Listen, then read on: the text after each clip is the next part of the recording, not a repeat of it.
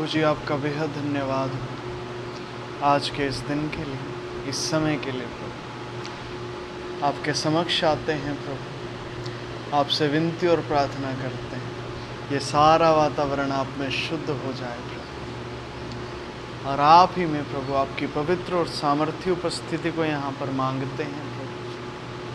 धन्यवाद, धन्यवाद प्रभु, धन्यवाद प्रभु, धन्यवाद मेरे प्यारे।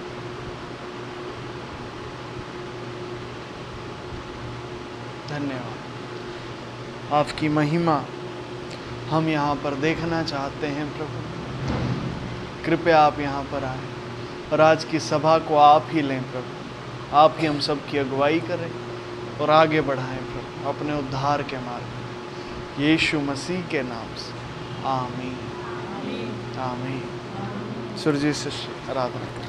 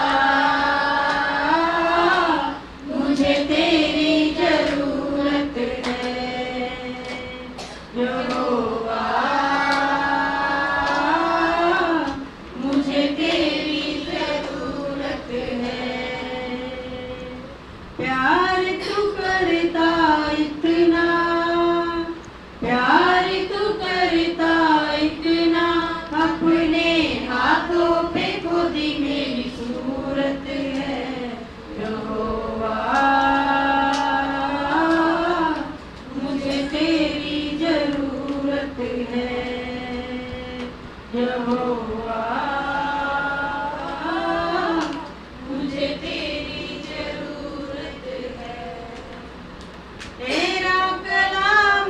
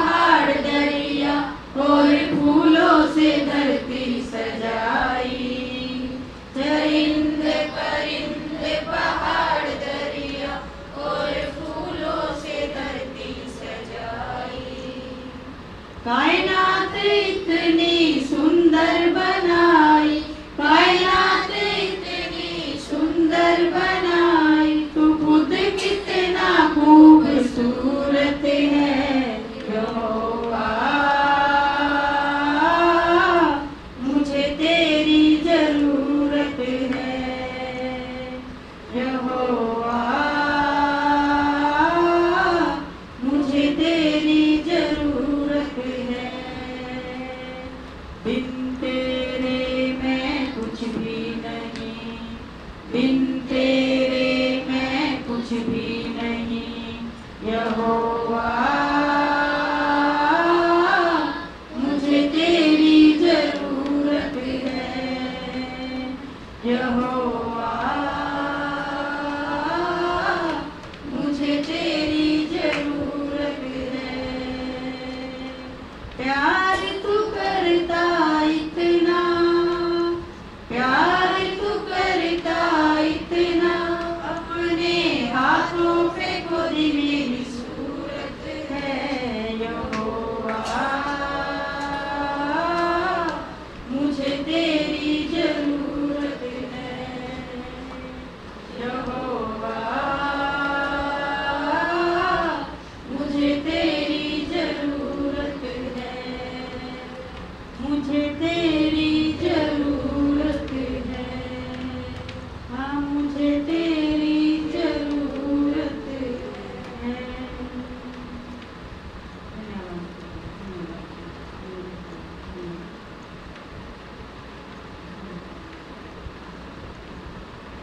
तू मेरे जीवन की रोटी है, तू मेरे जीवन का पानी है, तू मेरे जीवन की रोटी है, तू मेरे जीवन का पानी है। खाता रहूं पीता रहूं, खाता रहूं पीता रहूं, तेरे ही नग में गाता रहूं। तू मेरे जीवन की रोटी है, तू मेरे जीवन का पानी है, तू मेरे जीवन की रोटी है, तू मेरे जीवन का पानी है। मुझको मिली है जिंदगानी है, मुझको मिली है जिंदगानी है, तेरी ही दी कुर्बानी है, तेरी ही दी कुर्बानी है। तूने मुझे नया जीवन दिया, तेरे लहू की ये निशानी है। तूने मुझे नया जीवन दिया, तेरे लहू की ये निशानी है। तू मेरे जीवन की रोटी है, तू मेरे जीवन का पानी है। तू यीशुआ तू आ जा रे, यीशुआ तू आ जा रे, यीशुआ तू आ जा रे, यीशुआ तू आ जा रे। मेरे सर पे हाथ तेरा, मेरे सर पे हाथ तेरा, देता है हर पल साथ मेरा, देता है हर पल साथ मेरा। जाता रहूं मैं तेरी बंदगी में, तू है यहोवा बाप मेरा। जाता रहूं मैं तेरी बंदगी में, तू है यहोवा बाप मेरा। तू मेरे जीवन की रोटी है, तू मेरे जीवन का पानी है। खाता रहूं पीता रहूं, खाता रहूं पीता रहूं,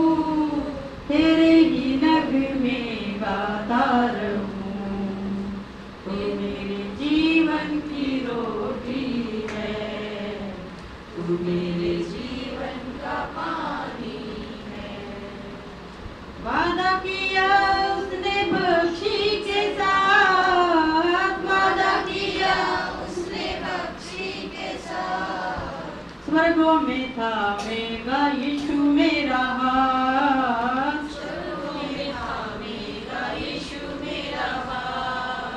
रखेगा मुझको वो दिल से लगा के, अपना बना लेगा मुझको मेरा बाप।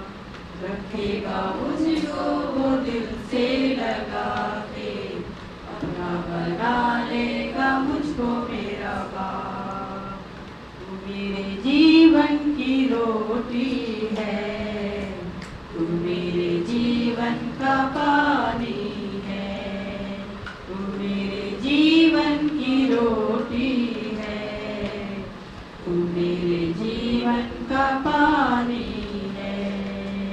खाता रहूं, पीता रहूं, खाता रहूं, पीता रहूं, तेरी ही नग में गाता रहूं, तेरी ही नग में गाता रहूं।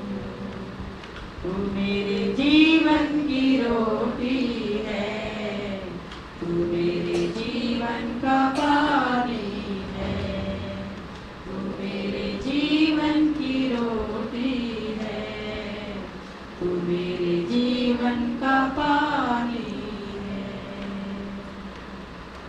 धन्यवाद। धन्यवाद करते हैं। आज के दिन का धन्यवाद।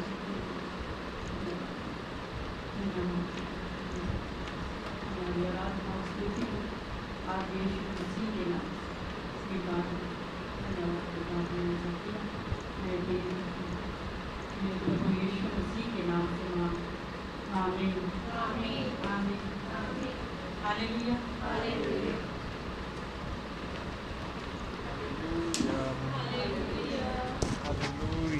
Hallelujah hallelujah. कैसे हैं सभी? ठीक है जी, बैठेंगे।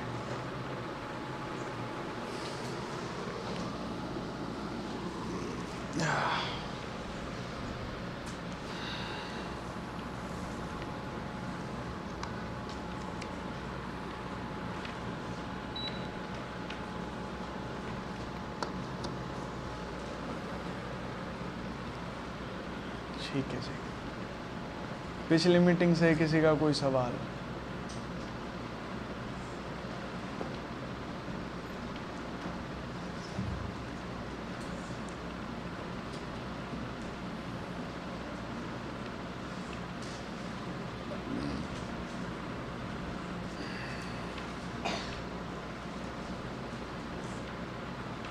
कोई सवाल? आशी, कोई सवाल है? क्या वचन था पिछला? आज्ञा, शिक्षा और डांट। तो इसमें क्या कुछ समझ आया? सबको सब कुछ समझ आया या कोई बात सवाल के तौर पे आई है आगे?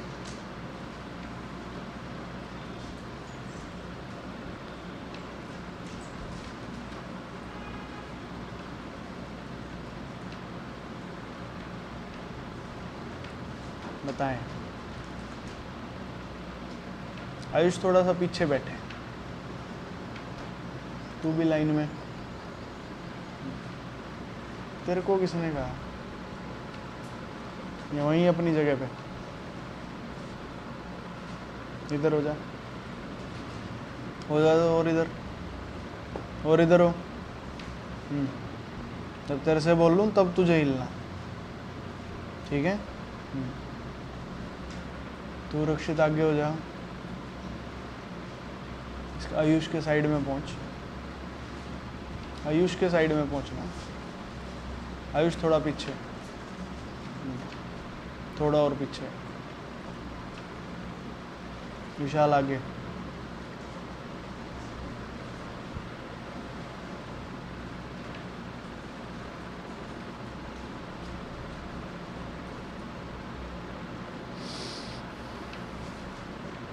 ठीक है जी। हालेलुया। कोई सवाल नहीं?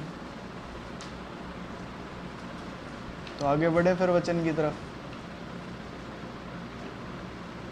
ठीक है, तो वचन की तरफ आगे बढ़ने से पहले, जैसे जो पिछला टॉपिक था आज्ञा, शिक्षा और डांट, इसमें से आपको अपने जीवन में ये देखना है कि आपके जीवन में सभी लोगों ने कोई भी एक आज्ञा बतानी है जो प्रभु ने दी, कोई एक शिक्षा बतानी है और कोई एक डांट जो आपको मिली।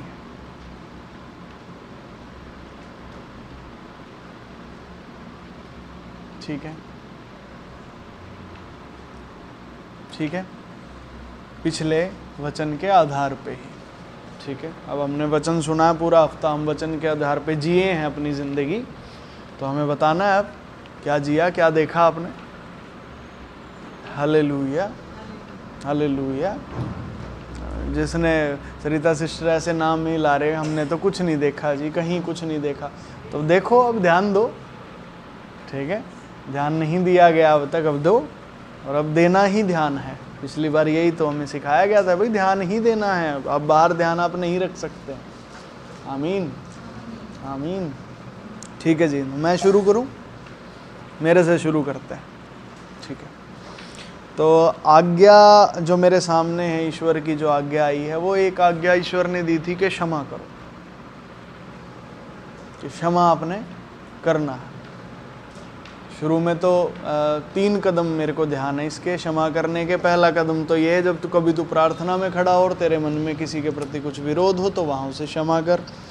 दूसरा कदम था, कोई तुझसे क्षमा मांगे, आके माफ़ी मांगे, तब उसे क्षमा कर, छोड़ना नहीं है, उसे मना नहीं करना है।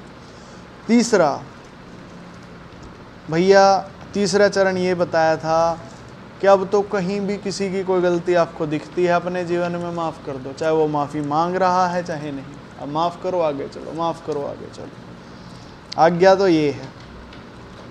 ठीक है, शिक्षा, शिक्षा क्या है, इंस्ट्रक्शन क्या है, ये जो तीसरा कदम है ये शिक्षा के तौर पे है।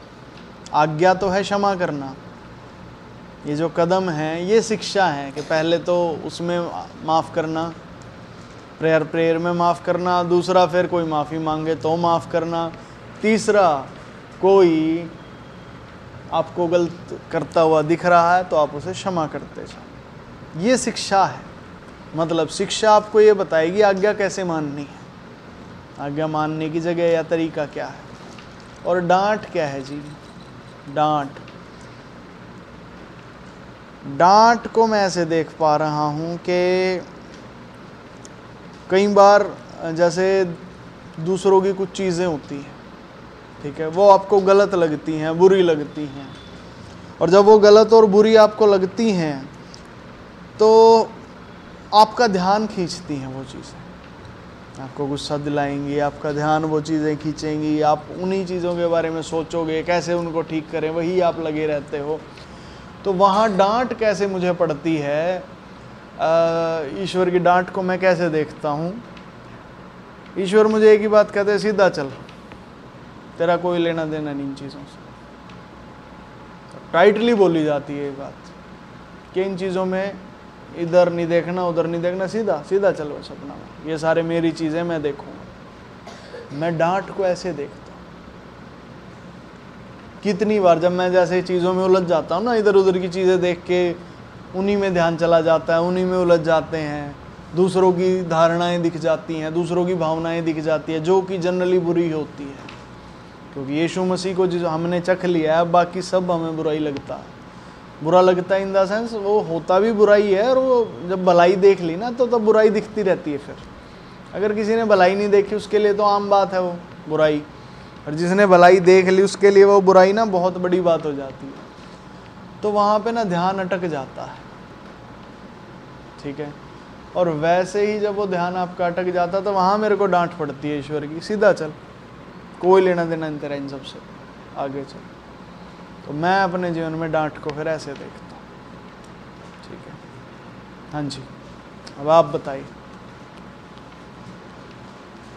एक शिक्षा, एक आज्ञा, एक डांट, जैसे आप अपने जीवन में पा रहे, बताइए, शुरू करें यहाँ से, बताओ क्या नहीं? जवाब दो। नहीं, कोई जवाब थोड़ी है। आज्ञा क्या दी प्रभु ने वचन में? आप मीटिंग अटेंड करते हैं, क्या आज्ञा है? ऊंचा बोल। ये तो मैंने बता दी, और कोई आज्ञा? बोलो। क्या?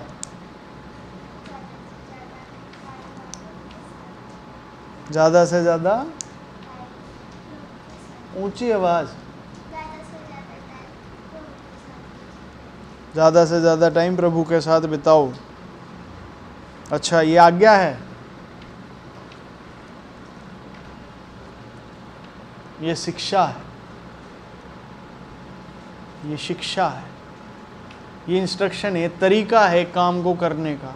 ये आज्ञा नहीं है। आज्ञा वो होती है क्या करना है, ये शिक्षा है। आज्ञा वो है कि क्या करना है, शिक्षा वो है कैसे करना है, वो काम कैसे होगा। शिक्षा वो है, जैसे आज्ञा थी कि क्षमा करना है, शिक्षा वो है कि क्षमा कैसे करें, कहाँ करें, कैसे करें, ये कैसे होगा। फर्क समझ आया? तो ये शिक्षा है। ज़्यादा से ज़्यादा समय। आज्ञा क्या है?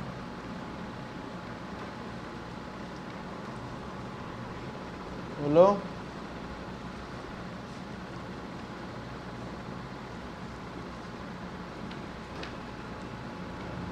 Zero marks. हंस क्यों रही है? जीरो है।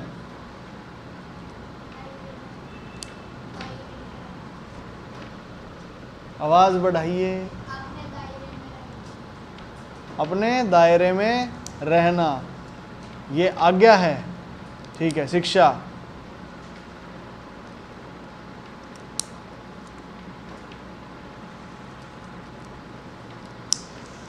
ये शिक्षा है असल में। दायरे में रहना, अपने दायरे में रहना, ये शिक्षा है। तेरा 1 मार्क्स। शिक्षा तो बताई थी तुम, ठीक है, पर खुश होने की बात नहीं है, 10 में से है ये। ठीक है। हाँ जी, ये शिक्षा है, अपने दायरे में रहना। आज्ञा क्या थी? दायरे में क्यों रहना, क्या करना है, जिसकी वजह क्यों दायरे में रहना? इसलिए कि हमें शैतान के तीर ना लगें। ये भी शिक्षा का ही हिस्सा है। पर क्यों नहीं लगवाने शैतान के तीर हमने?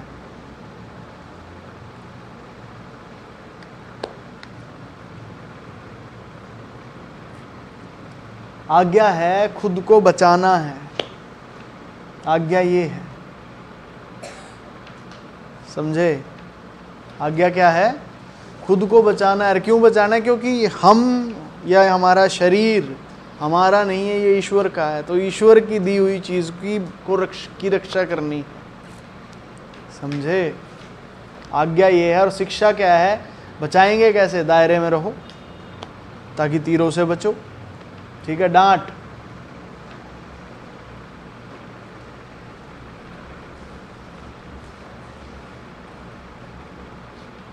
बताइए।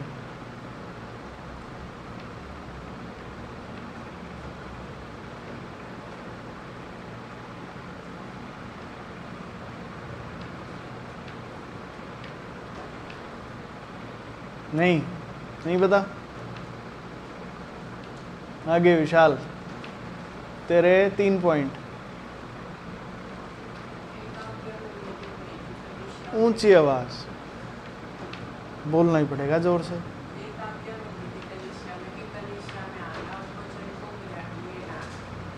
कलीसिया में आना है और वचन को लेना है। ठीक है जी। हाँ जी।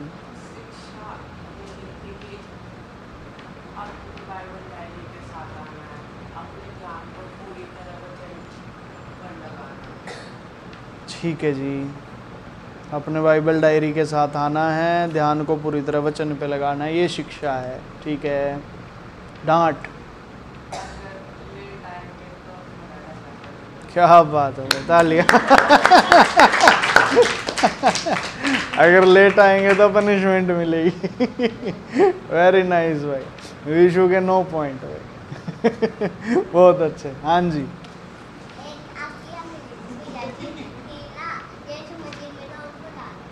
यीशु मसीह में क्या करना है?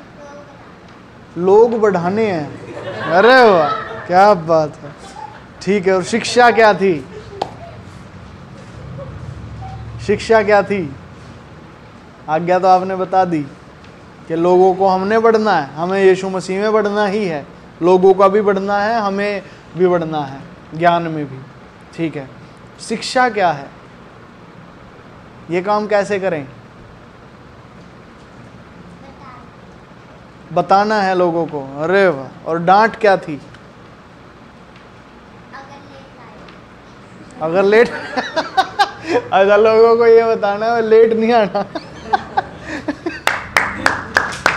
बहुत अच्छे भाई। ठीक है, तेरे 6 पॉइंट। ठीक है, 6 नहीं, तेरे 8 पॉइंट। तेरे 9 है ना? ठीक है, 8 पॉइंट। हाँ जी आयुष, ये कोई जवाब थोड़ी है।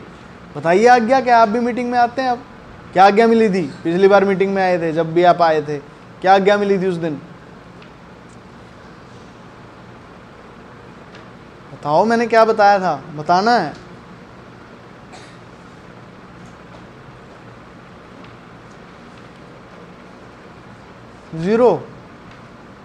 जीरो लेना है? फिर बताइए।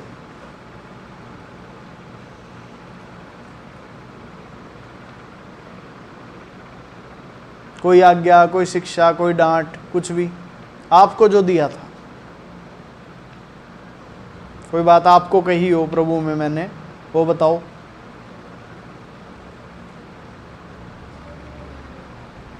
क्या करना है? प्रभु में ध्यान लगाना है। ठीक है जी, तो ये क्या है? आज्ञा है, शिक्षा है?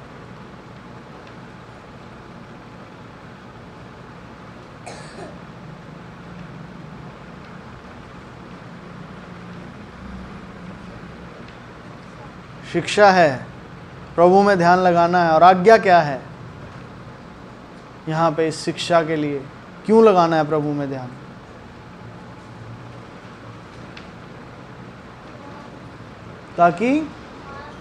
ताकि मार्ग दिखे, इसीलिए मार्ग को देखने के लिए आपको ध्यान लगाना है। ठीक है, और डांट क्या थी? बहुत अच्छे, डांट क्या है? मतलब मैंने क्या बात बोली जिससे टाइटनेस आए इसमें थोड़ी?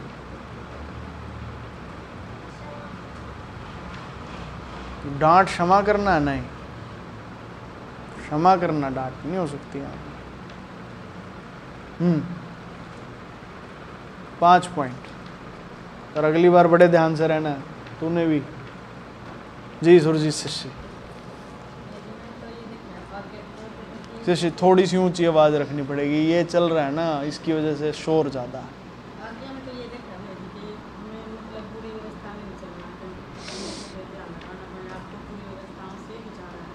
अच्छा, आज्ञा ये है कि अपने आप को सांसारिक व्यवस्थाओं से बचाना है, इनमें नहीं चलना है। ठीक है, शिक्षा है इसके अंतर्गत के क्षमा कर दो, तो आप यहाँ से निकलेंगे। डांट,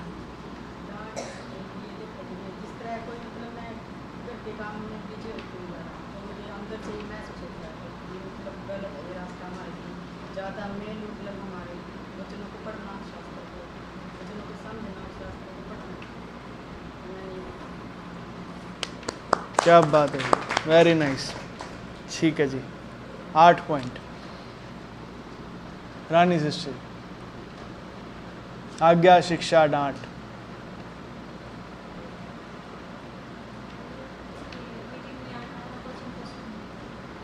मीटिंग में आना, वचन को सुनना, ये आज्ञा, शिक्षा।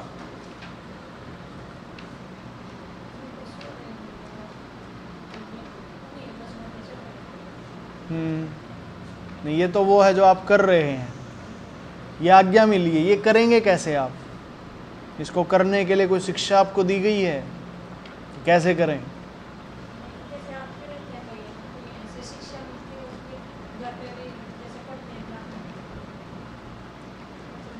शिक्षा क्या है? सवाल समझिए। आज्ञा आपने बता दी, कलीसिया में आना है, वचन सुनना है। शिक्षा क्या है? कैसे करेंगे आप ये काम? कोई शिक्षा मिली है इसके निमित्त? क्या? डांट, कोई डांट?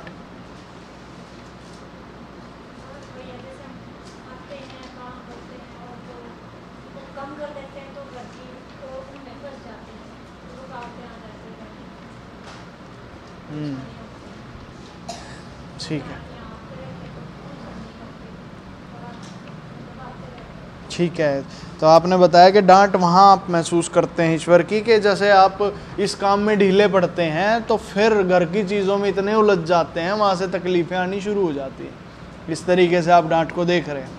ठीक है जी, ये डांट भी ठीक है, पर इसके लिए जो शिक्षा है वो ये है कि पहला स्थान प्रभु को देना। इस काम को आप तभी कर पाएंगे जब आप पहला स्थान प्रभु को देंगे। आप चीज़ों को, कामों को पहला स्थान दे दो, ये आपसे होगा ही नहीं। ना वचन सुनना, ना मीटिंग में आना, या लोगों को पहला स्थान दे दो, वहाँ भी गड़बड़ हो जाएगी। ठीक है जी, ठीक है। आपके 6 नंबर अपने अपने पॉइंट याद रखें, अगली बार भी काउंट होंगे। ठीक है, लिख लो सारे अपने अपने पॉइंट, जिसको जितने पॉइंट मिले एक अलग जगह पे।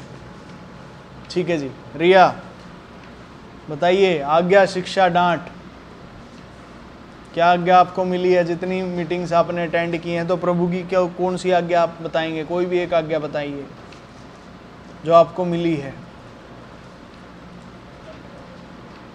प्रभु के। ऊंची आवाज रिया। खाना नहीं खाया आज? खाया था, फिर जोर लगा के। क्या है? प्रभु के वचनों पर चलना। ठीक है जी। शिक्षा, कैसे चलेंगे?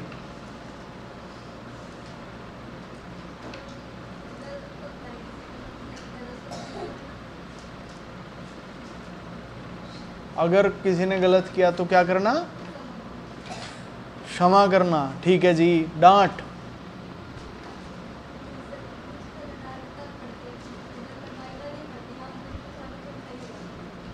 अच्छा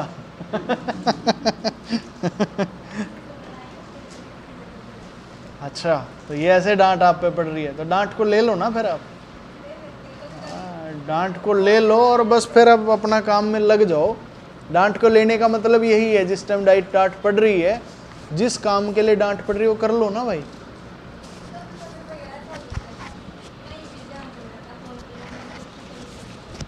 तो वहाँ और डांट चाहिए आपको तो और लो ठीक है, बहुत अच्छे, वेरी नाइस।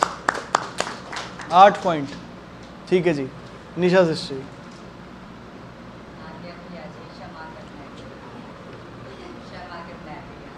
ये आज्ञा है। ठीक है जी। और शिक्षा भी यही है। पहले मैं जैसे बाइबल इतनी पढ़ती नहीं थी, मुझे ये था कि यहाँ क्लेश की आदत को कितनी दुखती होगी, मैं समझ नहीं पाऊंगी। और शिक्षा मेरे लिए ये आई है कि पवित्र शास्त्र को पढ़ना। और डांट भी भैया मेरे लिए यही है कि मैं औरों को ज़्यादा जगह देखती हूँ, तो मैं ज़्यादा से ज़्यादा प्रार्थना में लगूँ और पवित्र शास्त्र को पढ़ूँ। ठीक है, आपने बताया आज्ञा है क्षमा करना। क्षमा करना आज्ञा है। ठीक है जी। और इसके लिए शिक्षा क्या है? कैसे आप क्षमा कर पाएंगे? कि जैसे आप मीटिंग में आएंगे ऐसे। बताया था कि पहले था कि मैं क्षमा नहीं कर पाती थी, लेकिन जब से आने लगी मेरे अंदर वो चीज़ रही नहीं, मैं क्षमा करने लगी। मैं रोकता था कि मैं इसको क्यों करूँ, इसने मेरे साथ ऐसा किया। पर ठीक है, मैं कर देती हूँ, मेरे साथ कोई बुरा भी करता तो मैं सोच देती हूँ क्षमा कर दो इसको। ठीक है जी। और डांट आपने क्या बताई है? डांट भी या पहले मैं ज़्यादा बहस करती थी औरों से, या ज़्यादा ध्यान औरों पे लगाती। अब ये है कि तू औरों पे भी तो ध्यान लगा, इससे अच्छा पवित्र शास्त्र को पढ़ या प्रार्थना करो। क्या बात है, वेरी नाइस, बहुत अच्छा दृष्टि। 9 पॉइंट। बोला दृष्टि। ये आज्ञा ये है कि मेरे लिए जो मेरे जीवन में हो रहा है कि पहला स्थान परमेश्वर के लिए, तो वही सबसे पहले प्रभु के अपने आप को प्रभु को पहला स्थान देना है। ठीक है। शिक्षा मेरी ये है कि मुझे बाइबल में ध्यान लगाना है, बाइबल को पढ़ना स्टार्ट किया, जो आपने पहले बताया था ना कि अपने कार्य को भी नहीं छोड़ना है, पर वो कार्य ऊपर वाले के हवाले कर लो। तो ऐसा वो किया है, वो मेरे जीवन में लागू हो रहा है। अच्छा, उससे आप पहला स्थान आप दे पा रहे हैं। हाँ, और बाइबल भी पढ़ पा रही हूँ। और डांट का जो था कि जैसे पहले मैं बच्चों को डांटा भी करती थी ना, तो उनको असर नहीं पड़ता था। पर अब मैं जो आपने बताया कि पहले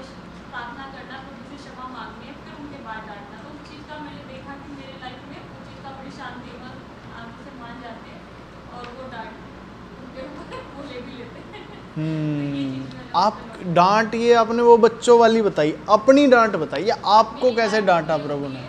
हाँ टाइम पे नहीं देती ना, तो मेरे काम में भी देखती हूँ कि वो स्लो हो जाता है। और जैसे ही मैं अपने दसवां को, मैंने कई बार महसूस किया है कि मैं अगर अपने टाइम पे देती हूँ उससे कई गुना मेरे पास वो चीज़ें बरकत होती और जब वहाँ पे ढिलाई करते हैं, गड़बड़ करते हैं, तो फिर वहाँ आपकी चीज़ों में भी ढिलाई होती है। अरे बहुत अच्छा, ठीक है जी। 8 पॉइंट्स। पिंकी सिस्टर जी, अपने पॉइंट लिख लो सिस्टर जी, लिखते जाओ सारे। हाँ 8 पॉइंट्स। आज्ञा तो ये है कि भैया जो हमारी जो भी इनकम होती है उसका हमें दान दशवां पे और बलि वस्तु में शामिल करना है, सिखाना है। ठीक है जी। और शिक्षा ये है कि क्यों करना है, हमें कैसे करना है, कि जो भी हमारी इनकम आएगी उसका हमें पहले दशवांश देना है, उसका दूसरा हिस्सा पहला हिस्सा परमेश्वर को देना है, उसमें से अपना दान और पेट निकालनी है। और जो भी आपको कोई भी वस्तु मिलती है उसको अपने सिखाने वाले को सहभागी करना है। और शिक्षा ये है इसमें यदि हम मान लो उसको शिक्षा होगी, ये शिक्षा होगी। डांट क्या है? डांट ये है कि जो ये जब ऐसा नहीं करते तो जो चोर होता है ना, उस चोर की नजर से हमारी इनकम को बचाने के लिए हमें ऐसा करना है, वरना वो बरकत नहीं होती, वो मतलब चोर चुराएगा उसे यदि हम आपने कैसे देखा चोर को चुराते हुए? मतलब आपके ऊपर तो डांट वही होगी ना जो आपने देखी है अपने जीवन में, आप पे लगती हुई। दसवां तो मैं स्टार्टिंग से जिस दिन से मेरे को पता लगा तब से मैं देती हूँ, पर जैसे मैं दान और पेट का ऐसे करती थी कि चलो दसवां तो जाएगा इस इनकम से, तो थोड़ा थोड़ा सा डाल देती थी। तो पर जब से मैंने ये आज्ञा मिली कि दान अपने पेट को बढ़ाना है, तो मैंने अपने दान और पेट को बढ़ाया, तो मेरे काम में भी बरकत आई है। और मतलब बरकत नहीं, मतलब इनकम भी बढ़ी है मेरी, और मतलब मेरा काम भी बढ़ा है। ये है। मीठी डांट पड़ रही है आप पे तो, प्रभु का धन्यवाद। ठीक है सिस्टर जी, 9 पॉइंट्स। ठीक है अंजलि।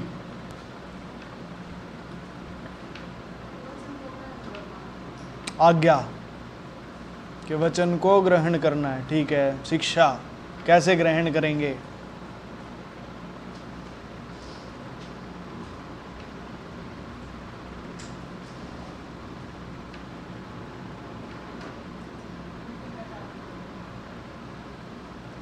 ठीक है, प्रार्थनाओं में आके डांट।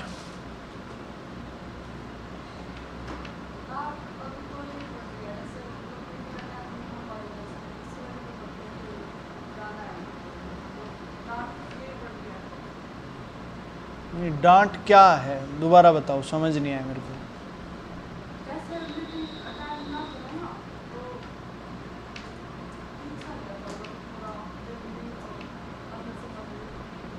अच्छा, चीज़ें गड़बड़ आपको दिखाई देती हैं। ठीक है जी, 7 पॉइंट, वेरी नाइस। ठीक है, पिंकी सिस्टर वाला आपका रिकॉर्ड नहीं हुआ, वो मैं बोल देता हूँ। आज्ञा आपने क्या बताई थी सिस्टर? कि दान, दशवांश, बलि वस्तुओं में सिखाने वाले को सहभागी करना और भेंट, चारों चीज़ आपने देनी है। शिक्षा आपने बताई कि सबसे पहले ये करना है, जैसे ही आपके पास धनराशि आती है उसमें से पहले प्रभु का भाग को अलग करना है। ठीक है, चारों हिस्सों में। और डांट आपने ये देखी कि जैसे जब कभी आपने देखा कि डांट ये है, आपको मीठी डांट मिल रही है प्रभु की, कि आप जितना ज़्यादा दे रहे हैं उतनी ज़्यादा आप चीज़ों में बरकत देख रहे हैं। भेंट को आपने बढ़ाया, दान को आपने बढ़ाया, तो आप और ज़्यादा अपनी चीज़ों में बढ़ोतरी देख रहे हैं कि आपकी इनकम और ज़्यादा हो रही है। ठीक है जी। सरिता सिस्टर,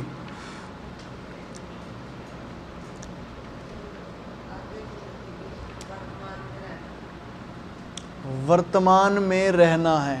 ठीक है जी, कैसे रहना है?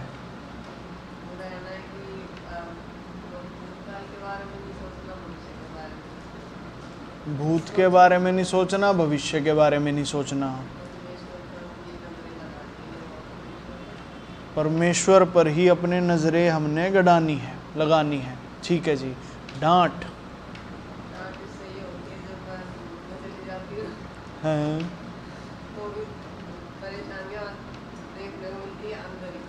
अच्छा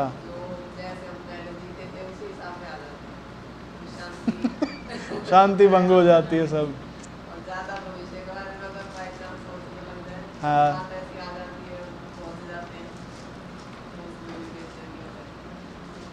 बहुत अच्छे, वेरी नाइस,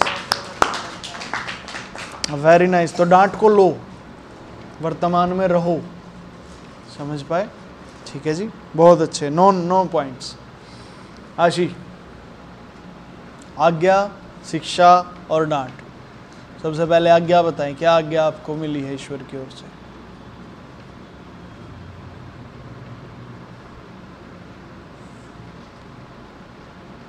बताओ बताओ। आपका ही रह गया बस, लास्ट सबका हो गया।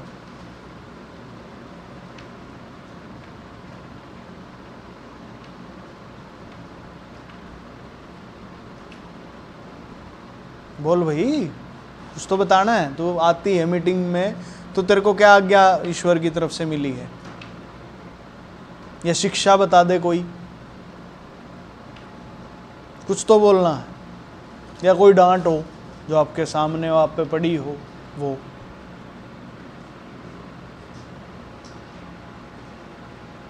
बोलो।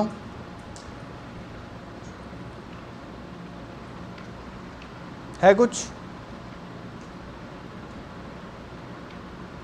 बता, कुछ तो बता। तो स्कूल में बच्चों को कैसे पढ़ाती है? यहाँ तो तू बिल्कुल नहीं बोलती, वहाँ बच्चों के सामने कैसे पढ़ाती है? टीचर थी ना शिष्य, अभी भी है, अभी भी। स्कूल में कैसे बच्चों को पढ़ाती है भाई? यहाँ एक शब्द नहीं निकलता इसके मुंह से। क्या क्या है? प्लेवे वाले को तो और ज्यादा चिल्लाना पड़ता है उनके ऊपर। तो वहां कैसे भाई? वहां भी चुप चुप ऐसे ही रह के। आपने देखा शिष्य कभी इसको पढ़ाते हो कैसे पढ़ाती है प्लेवे वालों को? पता नहीं। वहां भी ऐसे ही चुप चुप रहती है आशी तू। वहां तो बोलती है, फिर कलीसिया में फिर प्रभु की बातों में जवाब क्यों नहीं देने? यहाँ भी देने हैं। यहाँ जब जैसे जवाब देगी तो वहां भी और आशीषें मिलेंगी तेरे को। या डर लगता है यहाँ पे कि कुछ गलत ना बता दूं, ऐसा?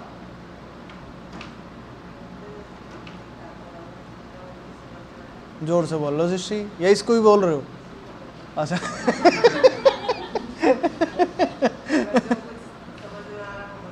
हाँ, जो समझ में आ रहा है वो बता दे। वहां भी तो बोलती है, बच्चों को समझाती तो होगी, संभालती है जैसे प्लेवे में। तो उनको तो और ज्यादा, उनके ऊपर तो कभी चिल्लाना भी पड़ता है, उनको डांटना भी पड़ता है, खिलाने भी पड़ते हैं वो। तो फिर यहाँ भी बोल के बता, आज्ञा क्या है? कोई आज्ञा तेरे को पता है वैसे जो प्रभु की मिली है हमें? या कर दें फिर जीरो हो जाएंगे, बेइज्जती हो जाएगी। खुश होने की बात नहीं, बेइज्जती है ये। पूर्वी भी एक नंबर पे है, एक है ना, पूर्वी भी एक नंबर पे है, तू सबसे लास्ट रहेगी फिर। चल भी लिख ले अपना, जीरो लिख ले, अगली बार इसको बढ़ाइयो फिर। Hallelujah, hallelujah. ठीक है जी। तो ये आज्ञा, शिक्षा, डांट क्लियर हो रही है हमें। ठीक है कि ये क्या है असल में, इन्हें देखना है हमें, ये ज़रूरी है, यही आपको आगे बढ़ाएंगी। और इन पे ध्यान देते जाना है, कैटेगरी वाइज कर करके इनको करते जाना है ऐसे। Hallelujah, hallelujah, hallelujah. क्या शिष्य? और शिष्य बता दो। एक समय पे एक ही काम करना है। ठीक है जी, मिली थी। शिक्षा, एक ही समय पे एक ही काम किया तो वो अच्छे से हुआ। जैसे अब मशीन लगा लेते हैं, कुछ और काम भी साथ में करने लग जाते हैं, कुछ और करने लग जाते हैं, तो वो अच्छे से नहीं होता। और जैसे एक पे ही पूरा ध्यान लगाते हैं तो वो अच्छे से होता है।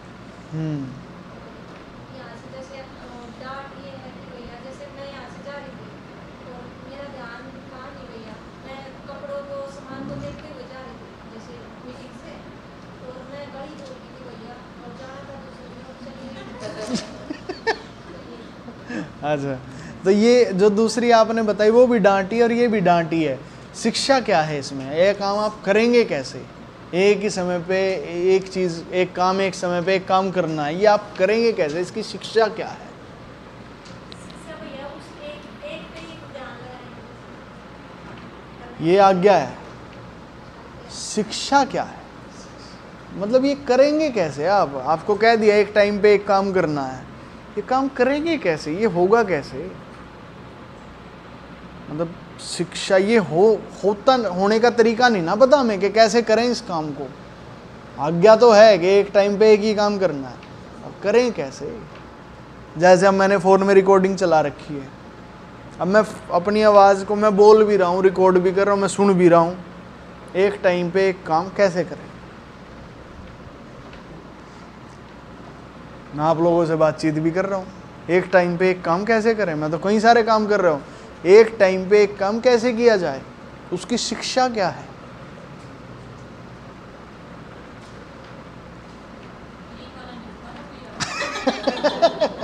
क्योंकि शिक्षा नहीं पता अभी इसकी। शिक्षा के बिना आज्ञा आप मान नहीं पाएंगे, बड़ा ध्यान देना है। कोई आज्ञा है आप शिक्षा के बिना मान ही नहीं पाओगे, आपको पता ही नहीं कैसे माननी, समस्या ही आ जाती है ना। और फिर डांट वो है जो आपको शिक्षा में बनाए रखेगी, डांट भी ज़रूरी है, ठीक है। इसकी शिक्षा ना मैंने देखी है थोड़ी सी कैसे आई, और वो क्या देखी है शिक्षा। तो शिक्षा ये देखी है कि मैं ना पीछे अपने ऑफिस में बैठ के काम कर रहा था लैपटॉप, अब वहाँ भी बहुत सारी चीज़ें, बहुत सारे काम मेरे पास थे, ठीक है। मैं फ़ोन पे भी एक काम को संभाल रहा हूँ, अपने लैपटॉप पे भी एक काम कर रहा हूँ, सामने विशाल बैठ के अपना कुछ और काम कर रहा है, उससे भी काम करवा रहा हूँ, ठीक है। और मेरे अंदर ना एक हड़बड़ी लगी हुई है, जल्दी जल्दी काम को निपटाना, जल्दी जल्दी काम को निपटाना, जल्दी जल्दी काम को निपटाना। तो वहाँ मैंने इसकी शिक्षा को थोड़ा नोटिस किया। मुझे क्या शिक्षा वहाँ पे दिखाई दी, शांत हो जाओ, शांत हो जाओ, शांत होके पीछे बैठो, अब काम करो आराम से। जब मैंने ये किया, वो काम फ्लो में हुआ और बड़े आराम से हुआ। ये आत्मिक बात है, शारीरिक बात नहीं है कि पीछे होके बैठना। आत्मिक में ही आपने थोड़ा पीछे होके बैठ जाना है, ऐसे रिलैक्स होके। हड़बड़ी में आप हमेशा ऐसे रहते हो, ये कुछ करना, आगे जैसे भागना दौड़ना। आत्मिक में ऐसे शांत, यहाँ बैठो, अब काम करो। अब आपसे वो आज्ञा वो मानी गई मुझसे। मैंने जो विशाल काम कर रहा था उसको अलग कर दिया, जो मैं फ़ोन पे काम करवा रहा था उसको अलग हो गया वो ऑटोमेटिकली, और मेरा ध्यान जो काम मैं कर रहा था ऑटोमेटिकली उसमें गया, और वो काम मैं आराम से कर पाया, और बड़ी स्मूथली ये काम हुआ। ये शिक्षा कि आपको हर बार हड़बड़ी में नहीं रहना किसी काम को करने के लिए। एक टाइम पे एक काम करना है तो हड़बड़ी में नहीं हो सकते। हड़बड़ी आपको 10-10 कामों में उलझा देगी, वो नहीं आपको करना। रिलैक्स, आराम से, शांति से, फिर काम पे ध्यान, तब होगा। और ये आत्मा में होगा, ठीक है जैसे। तो ये ऐसे आप एक टाइम पे एक काम कर पाएंगे। जैसे आप सड़क पे जा रहे थे तो आप पहले रिलैक्स हुइए अपने अंदर ही, ठीक है, शरीर में नहीं है बात कह रहा मैं कि पीछे हो गए, आत्मा में रिलैक्स होइए, देखिए क्या करना, आराम से हो जाएगा। एक फ्लो होता है, स्मूथ फ्लो, उसमें हो गए वो काम। फिर हड़बड़ी नहीं, हड़बड़ी तो ये कुछ ये सब नहीं अपने करना, हमने स्मूथ फ्लो में चलना नहीं जी। फिर उससे स्पीड कैसे बढ़ेगी हमारी, फ्लो अपने आप बढ़ेगा, आपकी स्पीड भी बढ़ जाएगी। आपने अपने आप को फ्लो के साथ जोड़ना है, बहाव के साथ अपने आप को जोड़ना है। जैसे बहाव चल रहा है, आपने अपने आप को बहाव के साथ जोड़ना है। आप बहाव के साथ जुड़िए, बहाव की गति बढ़ने दीजिए, आपको अपनी गति नहीं बढ़ानी, आपको रिलैक्स होकर बहाव के साथ चिपक जाना। समझे, आत्मिक बातें हैं ये सारी, आत्मिक में ही समझिए इन बातों को।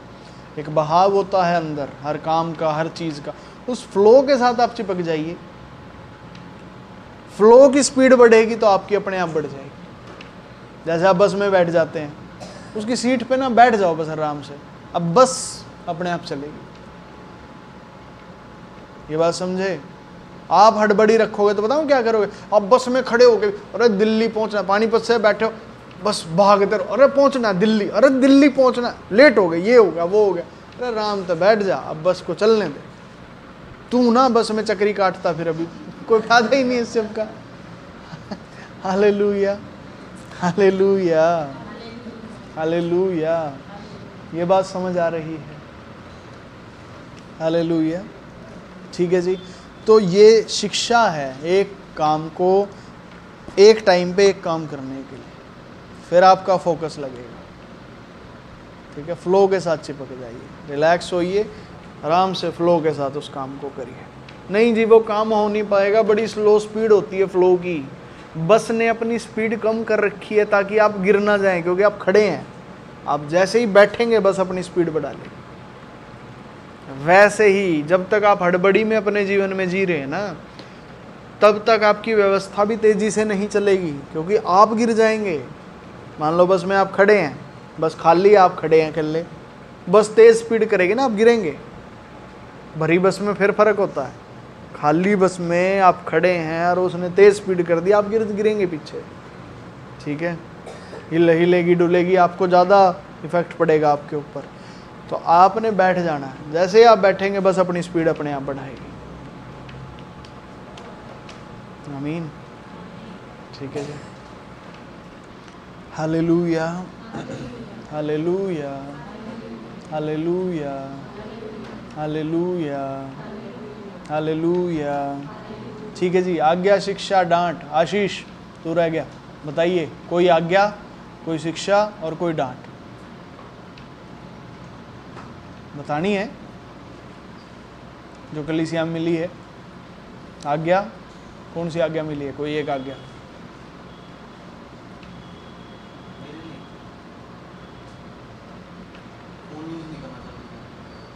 आज्ञा है कि फ़ोन यूज़ नहीं करना जब आप यहाँ हैं, इस प्रेमिसेस में हैं। ठीक है जी। शिक्षा, ये काम करेंगे कैसे?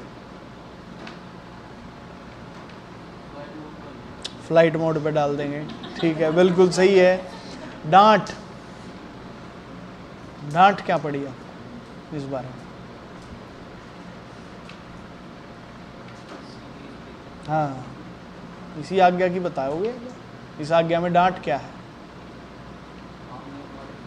मैंने मारी थी। क्या बात, बहुत अच्छा। ठीक है, उस डांट को ले लेना है आपने, छोड़ना नहीं है उसको। वो डांट को लेंगे तभी इस मार्ग पे सीधे चल पाएंगे, अन्यथा आपसे आज्ञा मानी नहीं जाएगी। समझ आया? ठीक है, बहुत अच्छे। तो आपके 9 पॉइंट्स लिख लो, ये आपके पॉइंट है।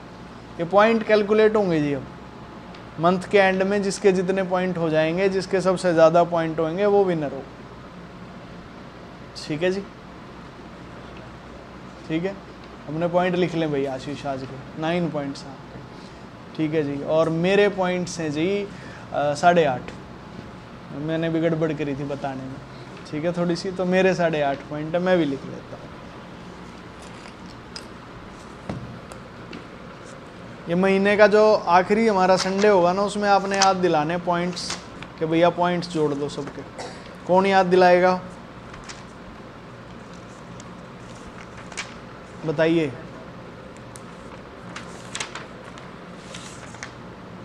कोई एक जन बताओ, कौन याद दिलाएगा?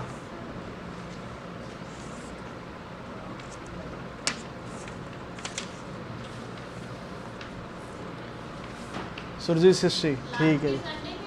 लास्ट के संडे, महीने का जो लास्ट संडे होगा हमारा, उसमें आपने याद दिलाना है। हाँ, ये है संडे क्वेस्ट, इसका नाम है। और सब ने अपने अपने पॉइंट लिख लेने डेट वाइज। आज कितनी तारीख है? 14/5/23। मेरे पॉइंट है 8.5। लिख लें, अपनी डायरी में एंट्री कर लें इसकी, संडे क्वेस्ट की। ठीक है, हाँ। और ईमानदार रहना है सब ने। हाँ, ऐसे नहीं पॉइंट मिले 0 बना दे 10, ये सब नहीं करना। लिख लेंगे। आयुष, याद है कितने पॉइंट है? कितने मिले? 5 मिले थे, 6 मिले थे? 5 मिले थे। ठीक है, लिख लेना है अपने सब ने। ठीक है, ठीक है जी। चलें फिर अब वचन की तरफ। हालेलुया। ठीक है जी। अब ये देखिए, हमें वचन समझ आ रहा है।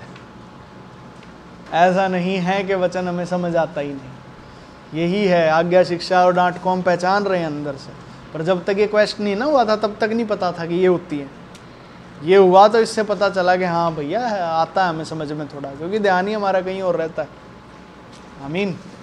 ठीक है जी, आइए वचन की तरफ चलते हैं।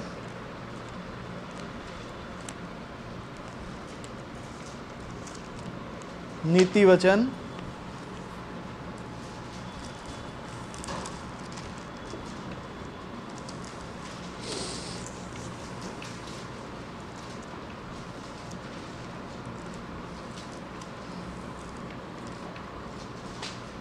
आज मुझे यहाँ मैं बैठा हुआ हूँ, मुझे ना कोई नीति वचन 6 अध्याय 24 तक।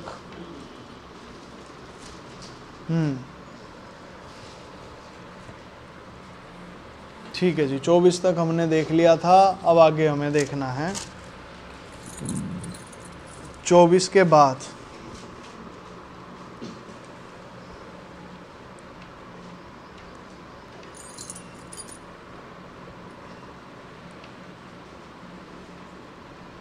ठीक है, पढ़ें 25 और 26, कोई एक जन पढ़ दे ऊंची आवाज में।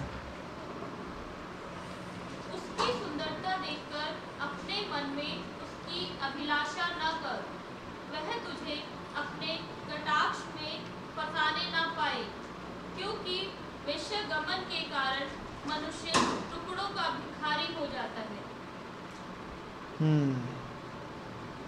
प्यारे प्रभु जी, आपका धन्यवाद करता हूँ, आपसे विनती और प्रार्थना करता हूँ प्रभु कि मेरे प्यारे प्रभु आपके वचन के द्वारा आज हम सब लोग आशीषित हैं, यीशु मसीह के नाम से, आमीन आमीन। ठीक है जी। उसकी सुंदरता देखकर अपने मन में उसकी अभिलाषा ना कर। ये क्या बात है पंकज भैया? सुंदरता देख के अभिलाषा ना कर, ये क्या बात है? देखिए, ये बातें शरीर में है ही नहीं, तो आप शरीर में उलझिए मत। जनरली हम शरीर में इन चीज़ों को सोच लेते हैं कि शरीर में भैया कोई व्यभिचार के बारे में बात हो रही है, या शरीर में कोई स्त्री और पुरुष का कोई ऐसा गलत संबंध है उसके बारे में बात हो रही है। ऐसा कुछ नहीं हो रहा है यहाँ पे। तो पंकज भैया, यहाँ पर ये सीधी सीधी आत्मिक बात है बेटे। उसकी सुंदरता देखकर अपने मन में उसकी अभिलाषा ना करिए। जितनी सांसारिक व्यवस्थाएं हैं ये अपने आप को सुंदर दिखाती हैं कि जैसे हमसे खुश तो कोई है ही नहीं इस धरती पे। समझ पाइए, हमसे सही कोई है ही नहीं, हम ही सही हैं, सब गलत। हर सांसारिक व्यवस्था यही दिखाती है। बड़ा ध्यान दीजिएगा। मतलब वो सुंदर लगती हैं, हमें आकर्षित करती हैं अपनी ओर ये व्यवस्थाएं। कि आ जाओ हमारे में, आ जाओ हमारे में, आ जाओ हमारे में, आ जाओ। ये कुछ ऐसा, आप बाजार में निकले हैं और बाजार में दुकानें हैं बहुत सारी, वो दुकानदार ना दुकान छोड़ के ना बाहर गेट पे खड़े हैं, आओ आओ हमारी दुकान का सामान इतना अच्छा, हमारी दुकान का इतना अच्छा, ये वो ऐसा वैसा। पर आप असल में मार्केट में सामान खरीदने गए नहीं है, आपका तो स्कूल आगे जाके आपने स्कूल जाना है। तो बात ये है, स्कूल पे ध्यान दें। आपका कोई लेना देना नहीं, ना इधर से ना उधर से। हालेलुया। आप किस काम के लिए आए हैं? आप अपने काम को देखिए, अपना काम कीजिए। कभी कभार क्या होता है, जो बच्चे मेरे पास होते हैं, मैं उन्हें कभी दुकान पे सामान लेने भेज देता हूँ, तो मैं उनको एक हिदायत दे के भेजता हूँ, सीधे जाना सीधा आना, ना इधर ना उधर। ऐसा ही होता है, ठीक है? कि भाई सीधे जाना है, जहाँ के लिए आप निकले वहाँ पहुँचना है, जो काम करना वो करना है, फिर सीधा वापस। कोई लेना देना नहीं आपको साइड में क्या हो रहा है क्या नहीं हो रहा है। आपको इन्वॉल्व नहीं होना किसी चीज़ में। यहाँ तक कि आपको कोई सड़क की दुर्घटना में भी इन्वॉल्व नहीं होना है। ऐसे बच सकते हैं, बचते हैं ऐसे ही। यही तरीका है बचने का। आप सीधा अपने काम से काम रखिए, आपको कोई लेना देना नहीं है बाकी किसी चीज़ से। अपने काम पे ध्यान रखिए। जिस काम के लिए आप जाते हैं, जिस काम के लिए पहुंचते हैं, वो काम कीजिए वापस। और चीज़ों में उलझना ही नहीं है। पंकज भैया, पर कभी हम घूमने फिरने जाते हैं कहीं, वो एक अलग मैटर है। घूमने फिरने का एक अलग समय है, काम करने का एक अलग समय है। तो काम के समय पे अपने काम पे ही ध्यान दें। घूमने फिरने का दिन छुट्टी का दिन है, उस दिन छुट्टी होती है, उस दिन आप घूमिए फिरिए, उस दिन आप देख सकते हैं चीज़ों को। क्योंकि उस दिन आपको एक सुरक्षा मिलेगी घूमने फिरने की या चीज़ों में रहने की, आपकी व्यवस्था में, वैसे वो सुरक्षा नहीं होती। अगर आप इधर उधर की चीज़ों पे ध्यान लगाएंगे तो आप सुरक्षित नहीं होंगे, आप फंस जाएंगे कहीं भी। ठीक है, हालेलुया हालेलुया। देखिए क्या लिखा, उसकी सुंदरता देखकर अपने मन में उसकी अभिलाषा ना कर। उसे तू सुंदर देख रहा है, कोई कहे जी नहीं वो दिखेगी, क्यों दिख रही है सुंदर, हमें तो बदसूरती दिखनी चाहिए। आप क्या कर रहे हैं, वो सुंदर दिख रही है, आप उसके पास जा रहे हैं, बस बदसूरती दिखेगी। आपको ना सुंदरता ना बदसूरती, कोई सी चीज़ नहीं देखनी, देखना ही नहीं है कुछ। नहीं जी, पर वो अपने रास्ते पे चलते चलते दिख जाती है साइड में, तो फिर अगर दिख जाती है तो अभिलाषा ना कर।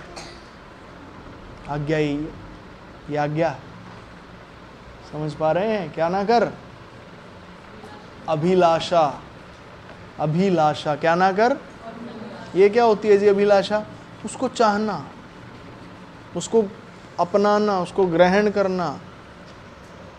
आपने उसे अपनाना नहीं है, आपने उसे ग्रहण नहीं करना है, आपने उसे चाहना नहीं है। आपको जान लेना है कि वो पराई स्त्री है, पराई व्यवस्था है, आपका उससे कोई लेना देना नहीं। हालेलुया। पराई कैसे हुई जी? क्योंकि आदम की नहीं है ना। पराई ऐसे नहीं हुई कोई दूसरा आदमी उसमें चल रहा है। पराई इसलिए क्योंकि आदमियों के लिए है नहीं, ये सांसारिक व्यवस्थाएं आदम के लिए नहीं ना। हमने यही देखा था ना पिछले दिनों में कि भाई ये व्यवस्थाएं आदमियों के लिए नहीं होती, ये पशुओं की व्यवस्थाएं हैं। आदमी की जो व्यवस्था है वो परमेश्वर वाली व्यवस्था है, जिसका नाम यीशु मसीह जिसे हम कह रहे हैं, ये आदम के लिए व्यवस्था है। तो इसीलिए वो पराई स्त्री है, वहां नहीं देखना बेटे। क्या हम कभी नहीं देख पाएंगे? अभी रुक जा, एक परिपक्वता आएगी अपनी व्यवस्था में चलते चलते। उस परिपक्वता के आने के बाद तुझे सब कुछ देखने दिया जाएगा, पर अभी के लिए सीधा चल। Hallelujah hallelujah. समझ पा रहे हैं इस बात को? ठीक है जी। तो स्कूल में बच्चे जाते हैं ना, उनको ज़्यादा ना घर पे टीवी देखने से भी रोका जाता है, ज़्यादा शरारतें करने से भी रोका जाता है, उनको टाइट रखा जाता है थोड़ा। बच्चों को लगता है हमने क्या गुनाह कर दिया, हर टाइम हमारे पीछे पड़े रहते हैं, टीवी नहीं देखना, टीवी बंद करो, ये करो वो करो, ऐसे करो वैसे करो। थोड़ा टाइम आएगा, आपकी परिपक्व हो जाते हैं, आप जब बड़े हो जाते हैं, जैसे आपके बड़े हैं, जिस टाइम उनका दिल करता है टीवी चला के देखते हैं, आप भी ऐसे ही देखोगे। पर अभी के लिए इन चीज़ों में नहीं पड़ना, अभी सीधे चलो। एक परिपक्वता, एक मैच्योरिटी आएगी आपके ऊपर, एक काबू आएगा आपका। जब वो एक लेवल आ जाए उसके बाद आप अपना कर ही सकते हैं, और जब तक वो लेवल नहीं है तब तक सीधे। समझे? इसलिए यहाँ पे लिखा, उसकी सुंदरता को देखकर अपने मन में उसकी क्या ना कर, अभिलाषा ना कर। तो यहाँ आज्ञा क्या है?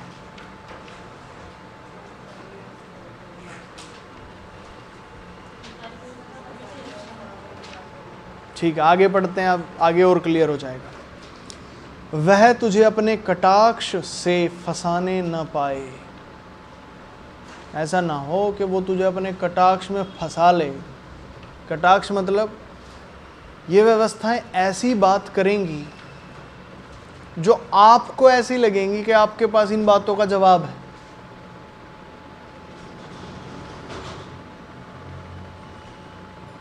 ठीक है, आप जैसे जवाब देने लगेंगे, फंस गए। किसको कहते हैं? कटाक्ष। ये अपने कटाक्ष में फंसाती हैं आपको। चुप रहे शांत रहे, आपका कोई लेना देना ही नहीं, ध्यान ही नहीं देना भैया। जवाब देना मतलब अभिलाषा में फंसना, देना ही नहीं जवाब, फालतू की बातों में जाना ही नहीं, आपका कोई लेना देना ही नहीं। आपने जानना है ये हमारी व्यवस्था ही नहीं है भैया, ये मनुष्यों के लिए नहीं है। और जो मनुष्य इनमें फंसे हुए हैं, नहीं जी उनको बचा लेंगे हम जाके, आपके बस का नहीं है अभी। आप छोड़ दो उस काम को, खुद को बचाओ।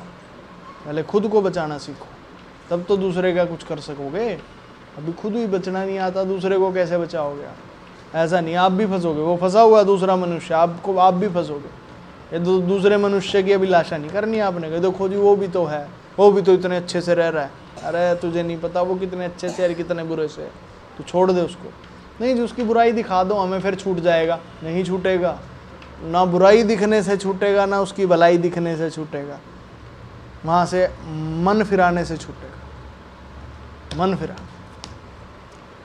ठीक है जी। उसकी सुंदरता देखकर अपने मन में उसकी अभिलाषा ना कर, वह तुझे अपने कटाक्ष से फंसाने न पाए।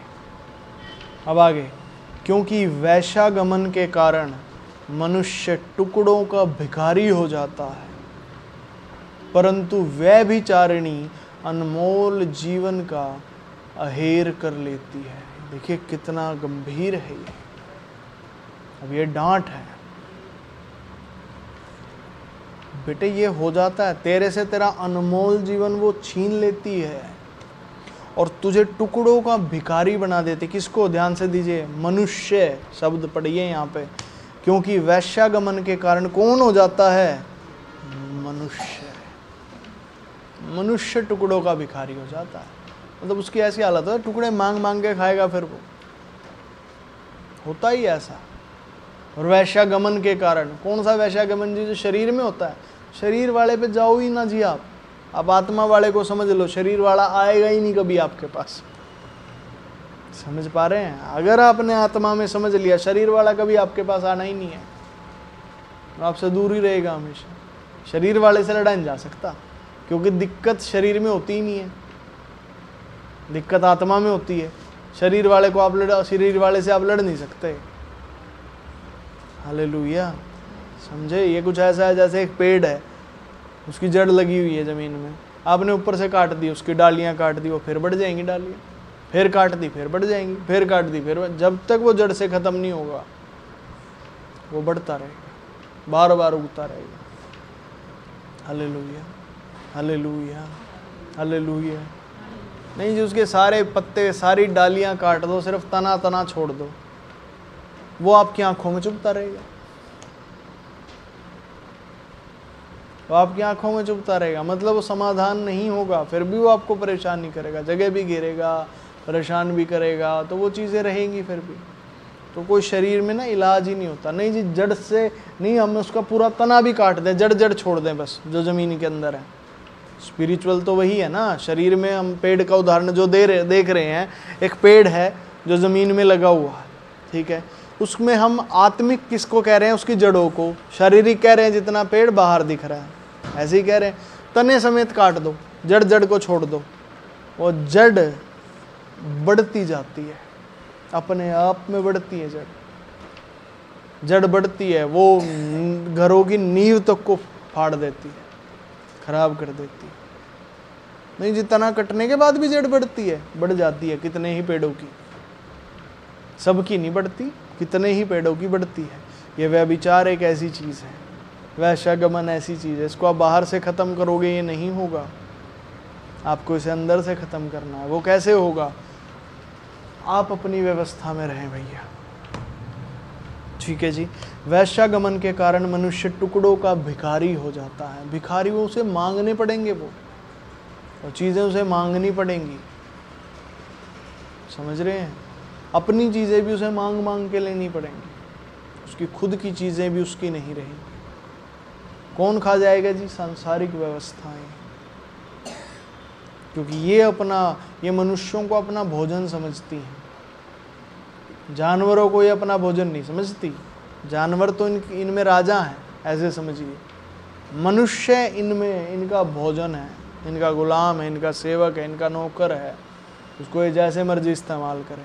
उसका जीवन को खा जाती हैं सांसारिक व्यवस्थाएं, परंतु व्यभिचारिणी अनमोल जीवन का अहेर कर लेती है। इस बात को समझ पाए? हालेलुया, कि कितना खतरनाक है ये, कितना कैसे कहें, कितना ज़्यादा गंभीर है ये बात कि आपको अपनी व्यवस्था में चलना है, इधर उधर नहीं। ये बहुत गंभीर बात है। मनुष्य टुकड़ों का भिखारी हो जाता है। वो बना है राज करने के लिए, राज कहाँ से करेगा? तो भैया टुकड़े भी मांग मांग के खाएगा, हर चीज़ छोटी छोटी चीज़ मांग मांग के उसे मिलेगी। ये बड़ा गलत सी बेकार सी चीज़ है। मैं जब प्रभु में आया ना, इस उदाहरण को बता ख़त्म करूँगा, मैंने प्रभु में ही कुछ लोगों को देखा जो चर्च में ही जाने वाले कुछ लोग हैं, यीशु मसीह में ही, वो हर बात के लिए उन्हें प्रार्थना करनी पड़ती है। उनको बाहर जाना है, बाहर जाने के लिए मान लीजिए खर्चा होगा 5,000 रुपये, 5,000 उनके पास है नहीं, बैठे हैं, प्रभु 5,000 का इंतज़ाम कर, फिर कहीं ना कहीं से इंतज़ाम होगा उनके लिए, फिर अगला कोई काम होगा, फिर उनको ऐसे ही बैठना पड़ेगा। टुकड़ों का भिखारी, मुझे बड़ी घृणित लगी ये बात। मैं तो प्रभु से ही नफरत करने लग गया था उस टाइम, अंदर ही अंदर। मैं, प्रभु क्या ऐसे इस काम के लिए बुलाया तूने मेरे को आपने अपनी सेवा के लिए बुलाया है, ये हालात देंगे मेरे को, मुझे नहीं चाहिए इस तरह के हालात। हर चीज़ के लिए मांगना, हर चीज़ के लिए मांग ले, क्या मजाक है। आपके पास आए हो, आप दीजिए ना प्रभु, होना चाहिए पहले से मौजूद। फिर आज्ञाएं मिली मुझे, दशमांश, दान, भली वस्तु में सिखाने वाले को सहभागी करना, और वो उन आज्ञा को मानना शुरू किया। मेरे पास होता है भैया, हालेलुया। हालांकि हर चीज़ के लिए अभी तक भी पूरी परफेक्शन पे नहीं बात पहुंची है, वो हो रही है, तो समझ आ रहा है। जैसे वो आज्ञा ही मानना शुरू किया, अब और आज्ञाएं आ रही है, मानना शुरू कर रहे हैं।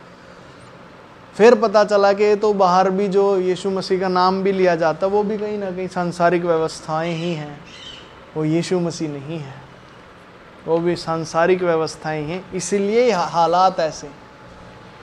हालेलुया। यीशु मसीह का नाम तो वहाँ पे आपको मिल जाता है, यीशु मसीह नहीं मिलता। समझ रहे हैं? ठीक है जी, इसीलिए हालात ऐसे रहते हैं जीवन में। आमीन, आमीन। ठीक है जी। अब इसमें आपने बताना है आज्ञा क्या है, शिक्षा क्या है, डांट क्या है, आज के वचन में फिर हम पूरा करेंगे।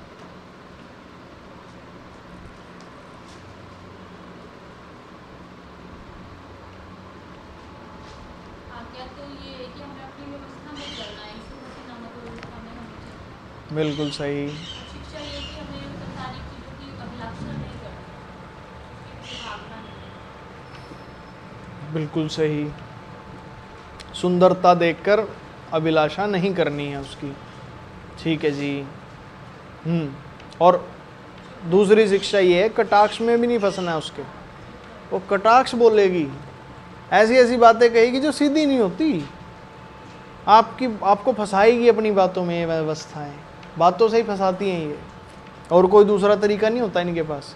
भोला सा बन के कोई आपके पास आके कुछ बात बोले, आपको ये लगे अरे इसको सुधार देता हूँ, करेक्ट कर देता हूँ, ये गलत कर रहा है, मैं इसे सुधार देता हूँ। आप सुधारने चले, आप फंसे। आपका कोई लेना देना नहीं है, अपने मार्ग पे चलो सीधे। समझ पाए? आप फंस जाएंगे बेटे, और बहुत बुरे फंसेंगे।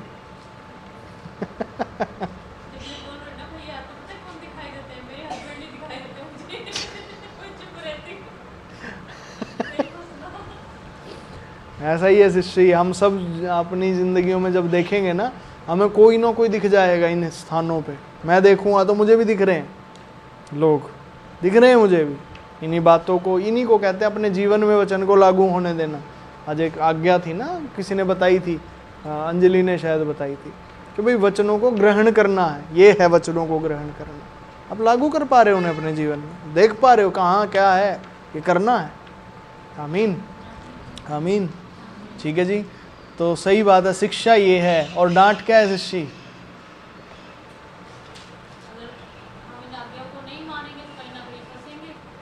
वो देखेंगे कि हमारे जीवन में क्या डांट पड़ती है। डांट यहाँ लिखी हुई है 26 वचन में, ये डांट ही है। हाँ, वो मानना पड़ेगा। टुकड़ों का भिखारी बन जाएगा बेटे, टुकड़ों का भिखारी बन जाए। मतलब हालात इतनी खराब हो जाएंगे तेरे, तुझे चीज़ों के लिए मांगना पड़ेगा, छोटी से छोटी चीज़ों के लिए। क्यों? क्योंकि तूने अपनी व्यवस्था पे ध्यान नहीं दे रहा, तू कहीं और फंसा हुआ है। बड़ा घृणित है ये सब। हालेलुया। पंकज भैया, ये सब हमारे साथ ही हो रहा है, सब मनुष्यों के साथ हो रहा है, चाहे वो यहाँ बैठे हैं चाहे बाहर हैं। हम तो वो हैं जिनको यीशु मसीह अपना वचन दे दे के, शिक्षा दे दे के निकाल रहा है, आज्ञा दे दे के निकाल रहा है, जिनको इन चीज़ों से जयवंत कर रहा है, बचा रहा है। नहीं तो हर कोई इन्हीं गड्ढों में गिरता ही जा रहा है, मौत की तरफ बढ़ता ही जा रहा है। वैश्यागमन के कारण मनुष्य टुकड़ों का भिखारी हो जाता है। वैश्यागमन यही होता है, अपनी व्यवस्था को छोड़ के दूसरी व्यवस्था की तरफ ध्यान दें। फिर वो चाहे पुरुष है, चाहे वो स्त्री है, चाहे बच्चा है, चाहे बूढ़ा है, कोई भी है, फिर अपनी व्यवस्था देख बेटे। आगे, परंतु व्यभिचारिणी अनमोल जीवन का अहेर कर लेती है। ये व्यवस्थाएं आपके जीवन को खा जाएंगी। मनुष्य नहीं खाते। हमें कई बार ये लगता है कि जो सामने वाले मनुष्य हैं ना, वो हमारा बुरा कर रहे हैं। उनके अंदर जो व्यवस्था काम कर रही है ना, वो खा रही है आपको भी और उन्हें भी। वो भी खाए जा रहे हैं, ऐसा नहीं है। तो हम क्या उन पर दया करें जी? उनको छोड़, तू अपने संभाल पहले, तेरा रास्ता ठीक होगा तो ईश्वर अपने आप उनको खींच के तेरे सामने ले आएगा, ताकि तू उन्हें भी बचा सके। पर तू अपनी व्यवस्था में रहे। तो उनकी व्यवस्था में उन्हें बचाने गया, जब भी मरेगा। तेरे जीवन अहेर हो जाएगा, तू कहाँ क्या करेगा? हालेलुया। कोई सवाल इसमें जी? समझ आ गया यहाँ पे आज्ञा क्या है, शिक्षा क्या है और डांट क्या है?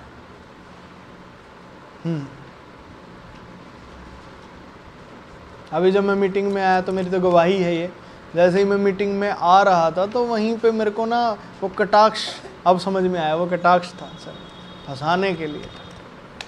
और मेरा जिस टाइम मैं मीटिंग में आके खड़ा हुआ, दिमाग घूम गया उस कटाक्ष में, जैसे मैं फंसा ना। हालांकि मैंने किया नहीं कुछ, ठीक है, ऐसा नहीं हुआ कि मैंने कुछ किया, उसके कटाक्ष में फंस गया। उस कटाक्ष के बारे में सोचने से ही दिमाग इतना ख़राब हो गया, बहुत बुरा महसूस हो रहा था। और फिर अब जब ये वचन आया तो इसने शांति दी, इसने समझाया कि हाँ कोई बात, ये ऐसी होती है, कटाक्ष होते हैं, फंसना ही नहीं आपने।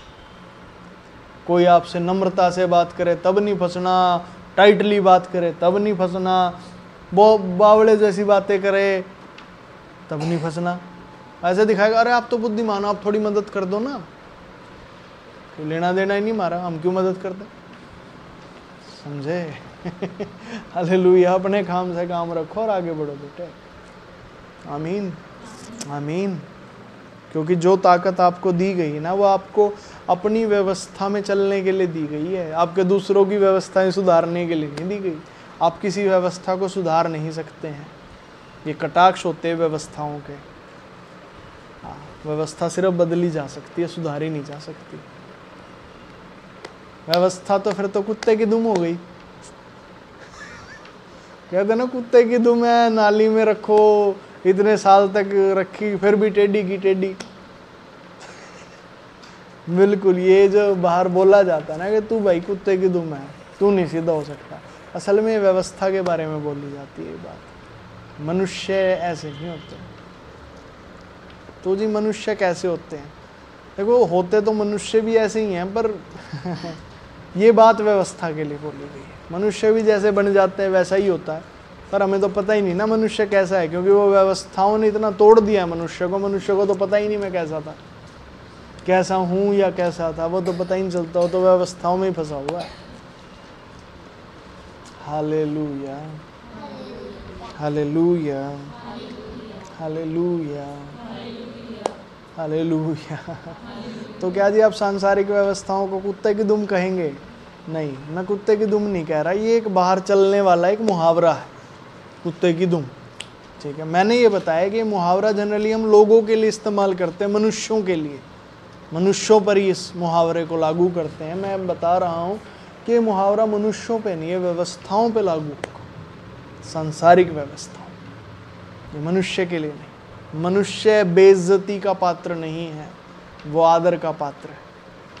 ईश्वर ने उसे अपने स्वरूप में बनाया, वो बेइज्जती के लिए है ही नहीं, वो तो है ही महिमा के लिए। नहीं जी, बाहर वाले भी, हर कोई, पर आप ज़्यादा इस पचड़े में ना पड़े, बाहर वालों के ज़्यादा चक्कर में ना पड़े, अपने ऊपर ध्यान दें। आप अनादर के पात्र नहीं हैं, आप ये जान। आमीन आमीन। कोई सवाल किसी का? नहीं तो फिर पूरा करते हैं।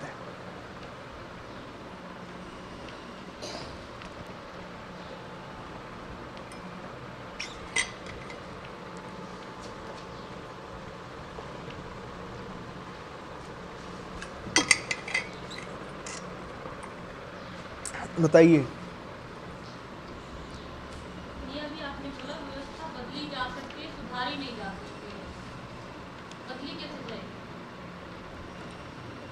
बदली कैसे जाएगी?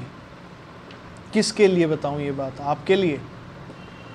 आप अपने मार्ग पे सीधे सीधे चलिए, आपका परमेश्वर की ये जिम्मेदारी बन जाती है। जब आप अपने मार्ग पे चलते हैं, आपके मार्ग को तैयार करना आपके परमेश्वर की जिम्मेदारी पड़ जाती है।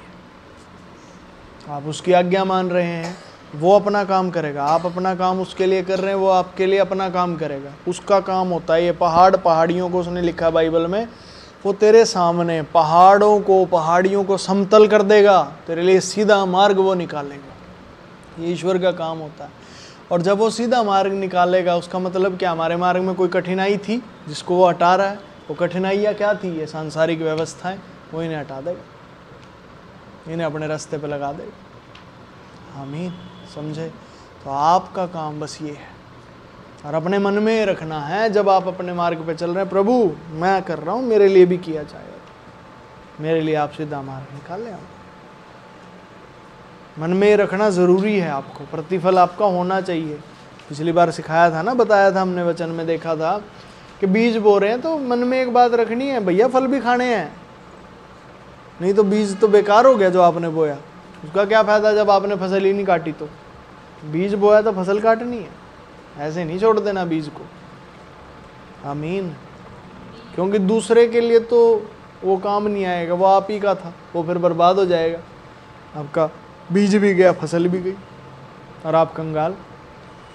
वो नहीं, हमने बीज बोया तो फसल काटनी है। आप आज्ञाओं को मान के चल रहे हैं तो ईश्वर की जो प्रतिफल है लेना ही लेना है, वो उसको नहीं छोड़ना, नहीं तो चोर खाएगा उसे। Hallelujah, hallelujah. तो व्यवस्थाओं को ऐसे बदला जा सकता है अगर अपने केस में हमें देखना है। आमीन, आमीन। और इसी के प्रत्युत्तर में दूसरा काम भी प्रभु करेगा। आपके लिए तो मार्ग तैयार करेगा ही करेगा, वो और लोगों को भी खींच खींच के आपके पास लाएगा, क्योंकि अब आपके पास मार्ग है और आप चलना जान गए। वो उन लोगों को आपका चेला बनाएगा, क्योंकि आप सीख गए हैं, आप गुरु की श्रेणी में आते जा रहे हैं, आप सीख रहे हैं तो आप गुरु हैं। और फिर वो आपके नीचे चेले को लेके आएगा, चेला बनाएगा आपका। चेले बनने के लिए लोगों को आपके पास लेकर आएगा। जब आपको ही कुछ नहीं आता, आप सामने वाले को क्या सिखा सकते? आप आज्ञाकारिता में आए, चलें, फिर ईश्वर चेलों को भी लेके आएगा। जो हमारी एक इच्छा थी ना कि भाई कलीसिया में हमें बढ़ना ही है, लोगों को भी बढ़ना है और हमें भी बढ़ना है, तो ऐसे पूरी होगी। उसकी शिक्षा यही है कि आप अपने मार्ग पे आए। Hallelujah, hallelujah. और कोई सवाल? ये क्लियर है शिष्य? और कोई सवाल? आज ही की बात से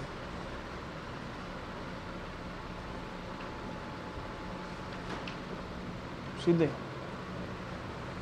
तो मेरी गवाही भी ये भी है कि जो आपने बताया था ना पहले कि जब आप प्रभु के लिए समय देने बैठे तो प्रार्थना भी करो कि आपका जो कार्य है वो प्रभु भी संभाले। तो मैंने ऐसा ही किया, मैंने कहा मेरा कार्य अब आप संभालो, मैं तो चली शास्त्र पढ़ने। और मतलब मेरे काम में उस चीज़ की बरकत आई जो कि मैं उस चीज़ को इतना करती थी तब भी नहीं हो रहा था, तो वो ऑटोमेटिक बगैर किए ही आउटपुट आने लगता। Hallelujah, hallelujah. देखिए ये खतरनाक हो रहा है। जो हमें बताया जा रहा है वचन, वो ऐसे नहीं है कि वो बस खाम खा की बातें। सामर्थ्य है भाई, काम हो रहे हैं। सामर्थ्य इसी से दिखती है कि काम होने चाहिए। आमीन। पंकज भैया, इसमें सब कुछ नेचुरली हो रहा है। सुपर नेचुरल क्या है यहाँ पे? अलौकिक क्या है? ये तो आम तरीके से हो रहा है। ये जो हो रहा है ये अपने आप में सुपर नेचुरल है, क्योंकि ये होता ही नहीं है कहीं। सुपर नेचुरल आप उसी को तो कहेंगे जो आम तौर पे नहीं होता है। तो यहाँ जो कुछ भी हो रहा है ये सब कुछ ही, कोई भी आम तौर पे तो ये सब होता ही नहीं है ना ये शिक्षाएं आम तौर पे कहीं होती हैं, ना इनको मानना कहीं आम तौर पे होता है, ना इनके मानने से जो काम हो रहे हैं वो आम तौर से, जो अभी बहन ने गवाही दी, आप शास्त्र पढ़ो आपके लिए काम होंगे, ये आम बात है कोई? बाहर इस बात को स्वीकार नहीं किया, काम कौन कर देगा तुम्हारे? भैया जिसे करने होंगे कर देगा, आपका काम नहीं है, मेरा काम नहीं है। आप अपने काम को देखो और करो। Hallelujah, hallelujah, hallelujah, hallelujah, hallelujah, hallelujah, hallelujah, hallelujah, hallelujah, hallelujah, hallelujah. ठीक है जी, और कोई बात? वैसे भी कर रहा था ना, आप लोगों का भी मन कर रहा है कर सकते हैं, आप लोग भी कर सकते हैं, क्योंकि यहाँ नहीं, बाहर भी, अपने घर पे भी कभी हो आप कर सकते हैं। ये जो साइन है ये उस फ्लो में चलने का ही साइन है कि आप फ्लो के साथ जुड़े और फ्लो आपके जीवन में बेहतर चलता जाए। हालेलुया बोलते हुए, ठीक है, बोलना है? ठीक है, बोलते हैं 2-3 बार। हालेलुया। देखिए सारे एक ही तरफ का हाथ करें। कुछ इधर जा रहे हैं, कुछ इधर जा रहे हैं, ऐसे नहीं, टकरा जाएंगे ऐसे तो। सारे उस साइड करें, साइड देख लो, उस साइड फ्लो को बहाना। अब हाथ आप अपना देख लो, ठीक है जी। Hallelujah, hallelujah, hallelujah. ठीक है जी, अब इधर हालेलुया, हालेलुया, हालेलुया।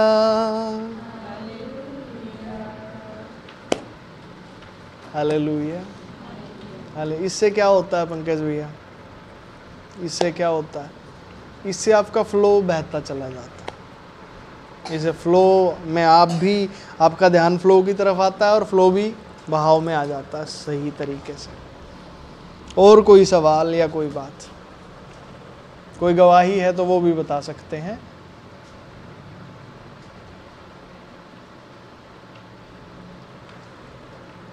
है कोई?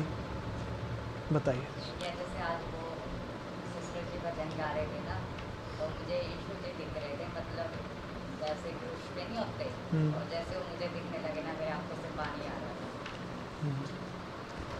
और मतलब अंदर से मतलब ठंड से ही आ रही थी, मतलब वो नहीं होता जैसे अंदर कपकपी सी, ऐसा हो। प्रभु का धन्यवाद, धन्यवाद प्रभु। असल में ये क्या है, ये दर्शन भी आप पा रहे हैं और परमेश्वर की सामर्थ्य को महसूस भी कर रहे हैं, और आपका शरीर भी फिर परमेश्वर की उस सामर्थ्य के अनुसार रिएक्ट कर रहा है। हर बार होता है भैया मेरे साथ, मेरे को कपकपी सी होती है। ये आप प्रभु की सामर्थ्य को महसूस कर रहे हैं। अच्छा लगता है इस समय पे ना, जिस समय उसकी सामर्थ्य हमारे जीवन में आती है, तो आपने ये होने देना है। और जब सिस्टर जी ने ये बोला ना कि मतलब मेरे सिर पे हाथ वो मतलब कुछ आया था, तो मुझे ऐसे लगा कि प्रभु मुझे छू रहे, तो मेरे को रोना आ रहा है। आप महसूस कर रहे हैं उसको, प्रभु को। ये दर्शन मैं भी देखता हूँ कई बार ना। मेरा दर्शन क्या होता है, ये सीधे सीधे इसलिए हम बता रहे हैं। मेरा दर्शन होता है कि जिस समय हम प्रार्थना करने के लिए यहाँ पहुँचते हैं और प्रभु की उपस्थिति को हम मांगते हैं, स्वीकार करते हैं, तो मैं ऐसे देखता हूँ कि यीशु मसीह एक नहीं बहुत सारे, लगभग सबके पास ही खड़े होते हैं। एक यीशु मसीह नहीं, बहुत सारे यीशु मसीह है, एक ही यीशु मसीह, पर वो सभी के पास खड़े होते हैं। मेरे पास भी खड़े होते हैं, कभी किसी के सिर पे हाथ रख रहे होते हैं, कभी किसी की कमर को थपथपा रहे होते हैं। इस तरह से महसूस करते हैं। ठीक है, ये दर्शन में देखता हूँ। इनका अर्थ क्या है जी? सीधे सीधा अर्थ है, ईश्वर मौजूद है और वो अपने आप ही इंटरेक्ट कर रहे हैं। Hallelujah, hallelujah. हर किसी के साथ उसके जीवन में वो हैं, मौजूद हैं। हमें क्या करना है जी, हमें क्यों दर्शन दिखा रहे हैं? ताकि हम ध्यान दें कि वो है, उस पे ध्यान लगाओ, उसकी बातों पे ध्यान लगाओ, जो बातें हमें वो बताता है यहाँ पे। हालेलुया। वो सामर्थ्य जो हम महसूस करते हैं वो पवित्र आत्मा की सामर्थ्य है।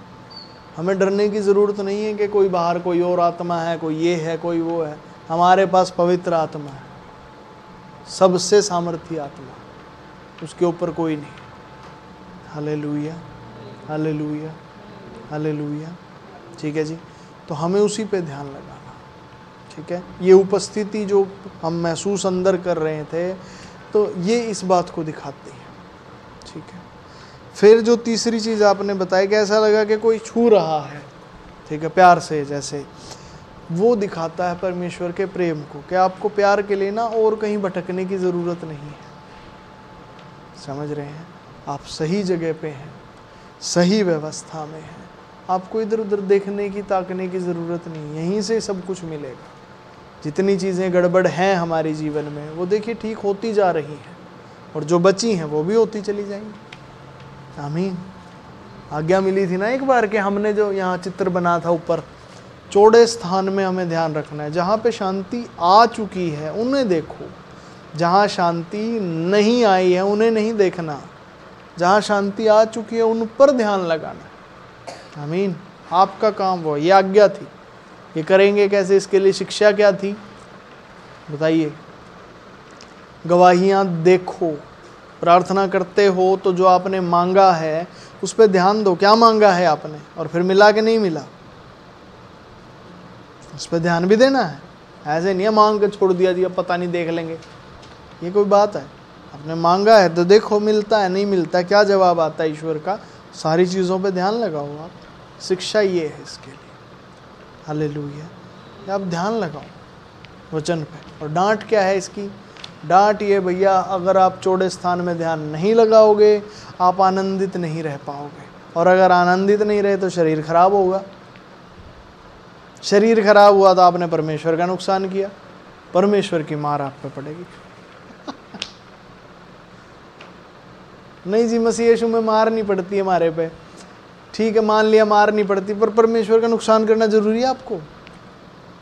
क्यों कर रहे हो उसका नुकसान? उसने क्या बिगाड़ा आपका?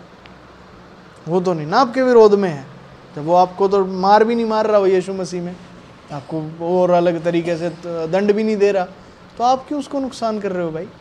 यही डांट है, मीठी डांट होगी, ये डांट रही है यहाँ पे कि उसका नुकसान नहीं करना है, आनंदित रहना है, और उसके लिए आपको चौड़े स्थान में ध्यान लगाना है जहाँ उसने शांति दी है। Hallelujah, hallelujah. तो जी मेरा एक सवाल उठ रहा है, तो क्या जी जो हमारे जीवन में ये दुख और तकलीफ़ें दिखती हैं बार बार आके, क्या ये इन सांसारिक व्यवस्थाओं का कटाक्ष है? हाँ, ये कटाक्ष है। ये हमें दुख तकलीफ़ें दिखाती हैं, ये भी दिक्कत है, और आप इनके कटाक्ष में फंस जाते हो, इन पे ध्यान देते हो। ना फंसना बेटा, ध्यान ही नहीं देना। आपको चौड़ी चीज़ों को देखिए, इन्हें प्रभु देखेगा आपका, आप सीधा देखिए। यही बात आई थी ना उस दिन जो चित्र में हमें बताया था। कौन सा चित्र था वो? चित्र नंबर क्या था?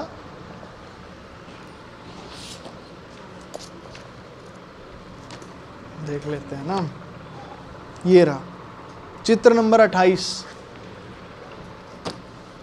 चित्र नंबर 28 मैं YouTube पे भी इसे अपलोड कर दूंगा, चित्र नंबर 28 को। ठीक है, तो जो लोग ऑनलाइन वचन को सुनते हैं वो मेरे YouTube के पेज पे देख सकते हैं, वहाँ पे कम्युनिटी वाली जगह पे जहाँ पे, तो वहाँ मैं इस फ़ोटो को अपलोड कर दूँगा। ठीक है जी, हालेलुया, हालेलुया। ठीक है, तो वहाँ पे ये बताया था उस समय कि परेशानियों वाली जगह को फिर हम छोड़ दें तो कौन देखेगा उन्हें? ईश्वर देखेगा भाई, वो उसका काम है। आपने उसकी आज्ञा मानी, उसने कहा शांति वाले स्थान में ध्यान दें।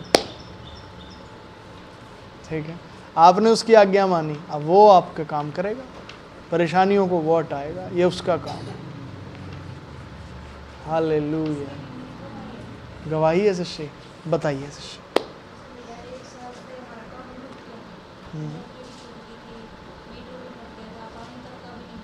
ऐसे ऊंची आवाज में, रिकॉर्ड तो बिल्कुल कुछ नहीं होगा। हाँ जो परिवार वाले थे और पड़ोस वाले थे ना, मतलब वो भी ये कहने लगे थे कि यीशु में जाने से हो रहा है, इसको छोड़ दो। मतलब घर वाले भी, ननद भी, सास भी, सब यही कह रहे थे। तो मेरे से छूट नहीं रहा था और मैं यहीं पे लगातार आती जा रही थी, तो वो ऐसे ही चलता रहा। पर मेरा ध्यान यहाँ पे था और वो धीरे धीरे जैसे पर मैं आती रही ना, वो सारी दिक्कतें सारी ठीक हो गई।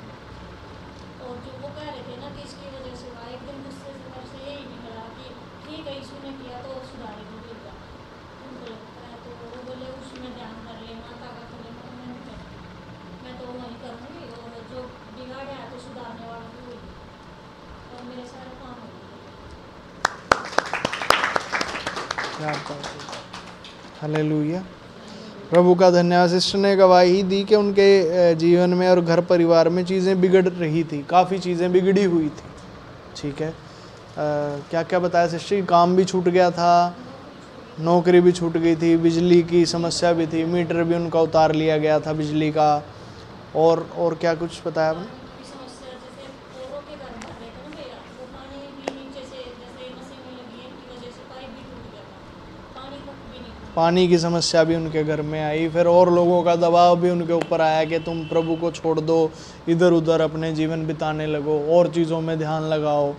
ठीक है, इतनी सारी समस्याओं का उन्होंने सामना किया, पर जब उन्होंने प्रभु की ही जो आज्ञा के अनुसार कि भाई शांति के स्थान पे ही आप ध्यान लगाओ, जब उन्होंने इस बात पे ध्यान लगाया तो उनके जीवन में परेशानियों वाले हिस्से को प्रभु ने ठीक भी किया है। फिर ये काउंसलिंग के बाद आपके जीवन में ये बदलाव आया। ठीक है, जब आपने पर्सनल काउंसलिंग ली थी, उस काउंसलिंग के बाद से ये चीज़ क्लियर आपके हुई। प्रभु का बहुत धन्यवाद। ये तो काउंसलिंग की भी गवाही है।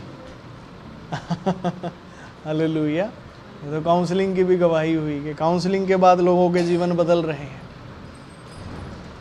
ठीक है जी सिस्टर। तो वीरवार को आई थी ना, तो कई बार क्या होता है ना, घर में अगर हमारा माहौल वो होता है ना गुस्से वाला, तो चाहे हम कितना भी खुश रहे पर अंदर से वो खुशी नहीं मिलती है। तो कुछ बात को लेकर ना फिर इनकी लड़ाई होती थी, मतलब कि मैं बात ही करना छोड़ रखा था, मैंने बोलना ही नहीं था, ऐसा था। पर जब उस दिन गलत फहमियों से छुटकारे का वो हुआ, तो फिर मुझे वो चीज़ उनकी समझ आई कि उनकी व्यवस्था के हिसाब से जो वो कह रहे हैं उनके हिसाब से, तो फिर वो क्षमा भी कर पाई, फिर वो माहौल एकदम से सुधर गया। तो वहाँ पर वो जो नाराजगी थी वो खत्म हो गई। हालेलुया।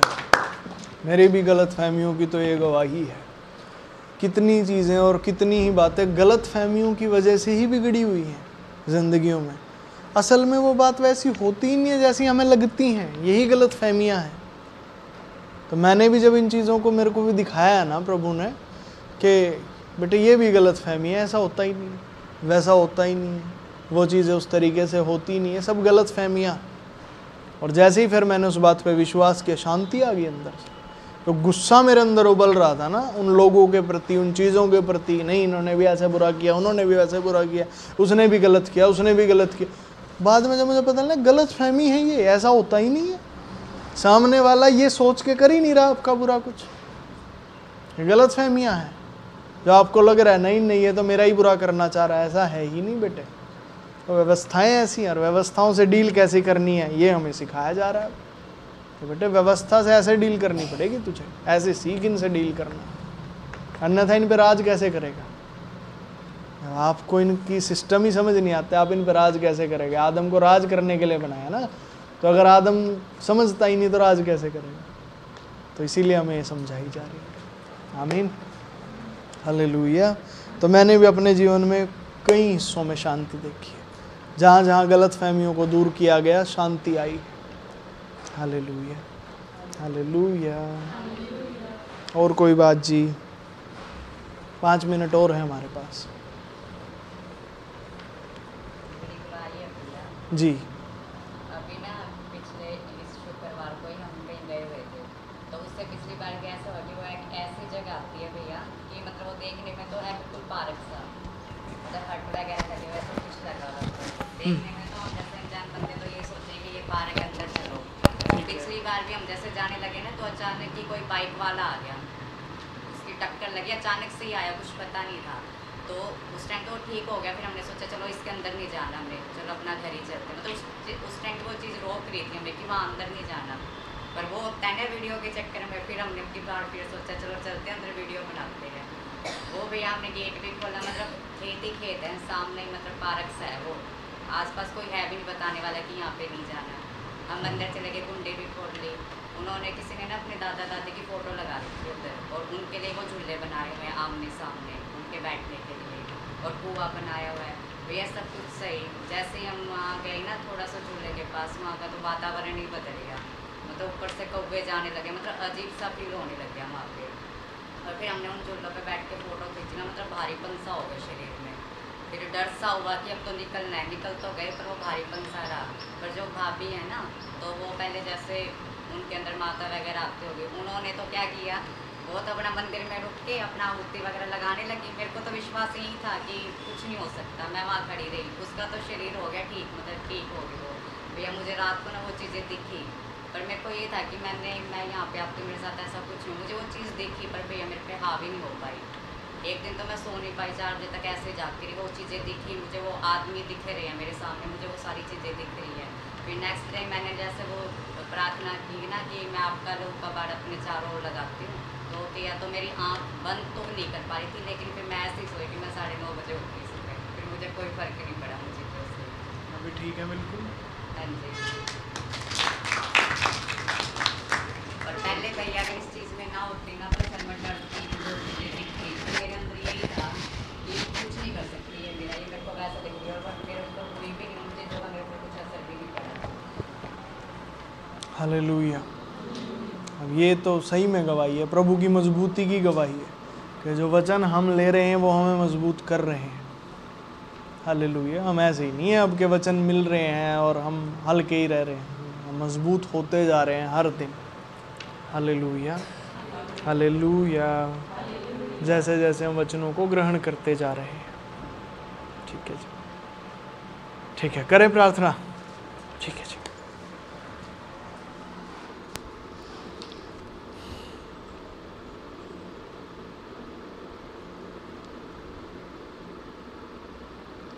प्यारे प्रभु जी, आपका बेहद धन्यवाद, आपका शुक्रिया अदा आज की सारी बातचीत के लिए प्रभु, आपके इस प्रेम के लिए प्रभु, आपकी सामर्थ्य के लिए प्रभु, आपके वचनों के लिए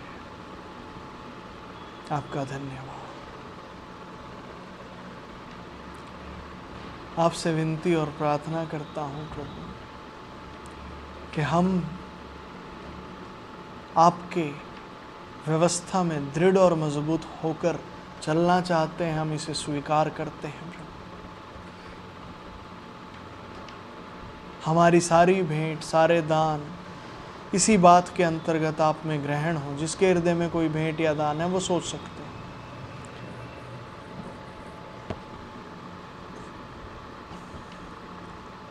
और मेरे प्यारे प्रभु, आप में स्वीकार हो और हम इन तरह के कटाक्षों से भी बच पाएं प्रभु, और सुंदरता को देखकर इन सांसारिक व्यवस्थाओं की हम अभिलाषाएं ना करें इनकी प्रभु। यह आज्ञा, शिक्षा और डांट प्रभु हमारे जीवन में स्थिर हो। धन्यवाद, स्वीकार करते हैं प्रभु यीशु मसीह नासरी के नाम से। अगली बार मिलने तक आप हमें संभाले रहें प्रभु। आपका अनुग्रह, प्रेम और सहभागिता हम सब के साथ रहे। यहाँ तक कि ऑनलाइन भी जो लोग वचन सुनते हैं वो भी आशीषित हों। यीशु मसीह के नाम से आमीन आमीन।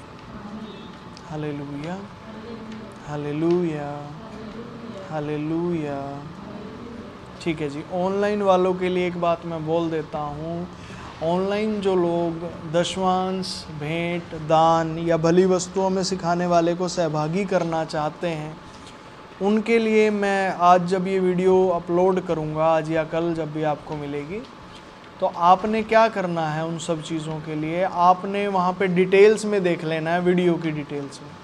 आप अपना दान ऑनलाइन फिर भेज पाएंगे कलीसिया में, और आप वहाँ पे लिख सकते हैं जो भी आप पैसा या धनराशि आप भेजना चाहते हैं, उसके साथ आप लिख के भेजें कि ये दान है, ये दशमांश है और ये इस व्यक्ति की ओर से आप अपना नाम और पता भी वहाँ पे ज़रूर लिखें, ठीक है जी। और आप बात भी हमसे कर सकते हैं, वहाँ पे हमारा नंबर भी होता है, प्रार्थना सभा का नंबर, कलीसिया का नंबर भी वहाँ डिटेल्स में होता है, ठीक है जी। सभी को जय मसीह की जय मसीह।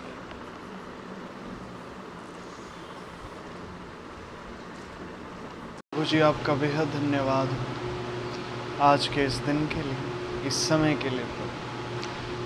आपके समक्ष आते हैं प्रभु, आपसे विनती और प्रार्थना करते हैं।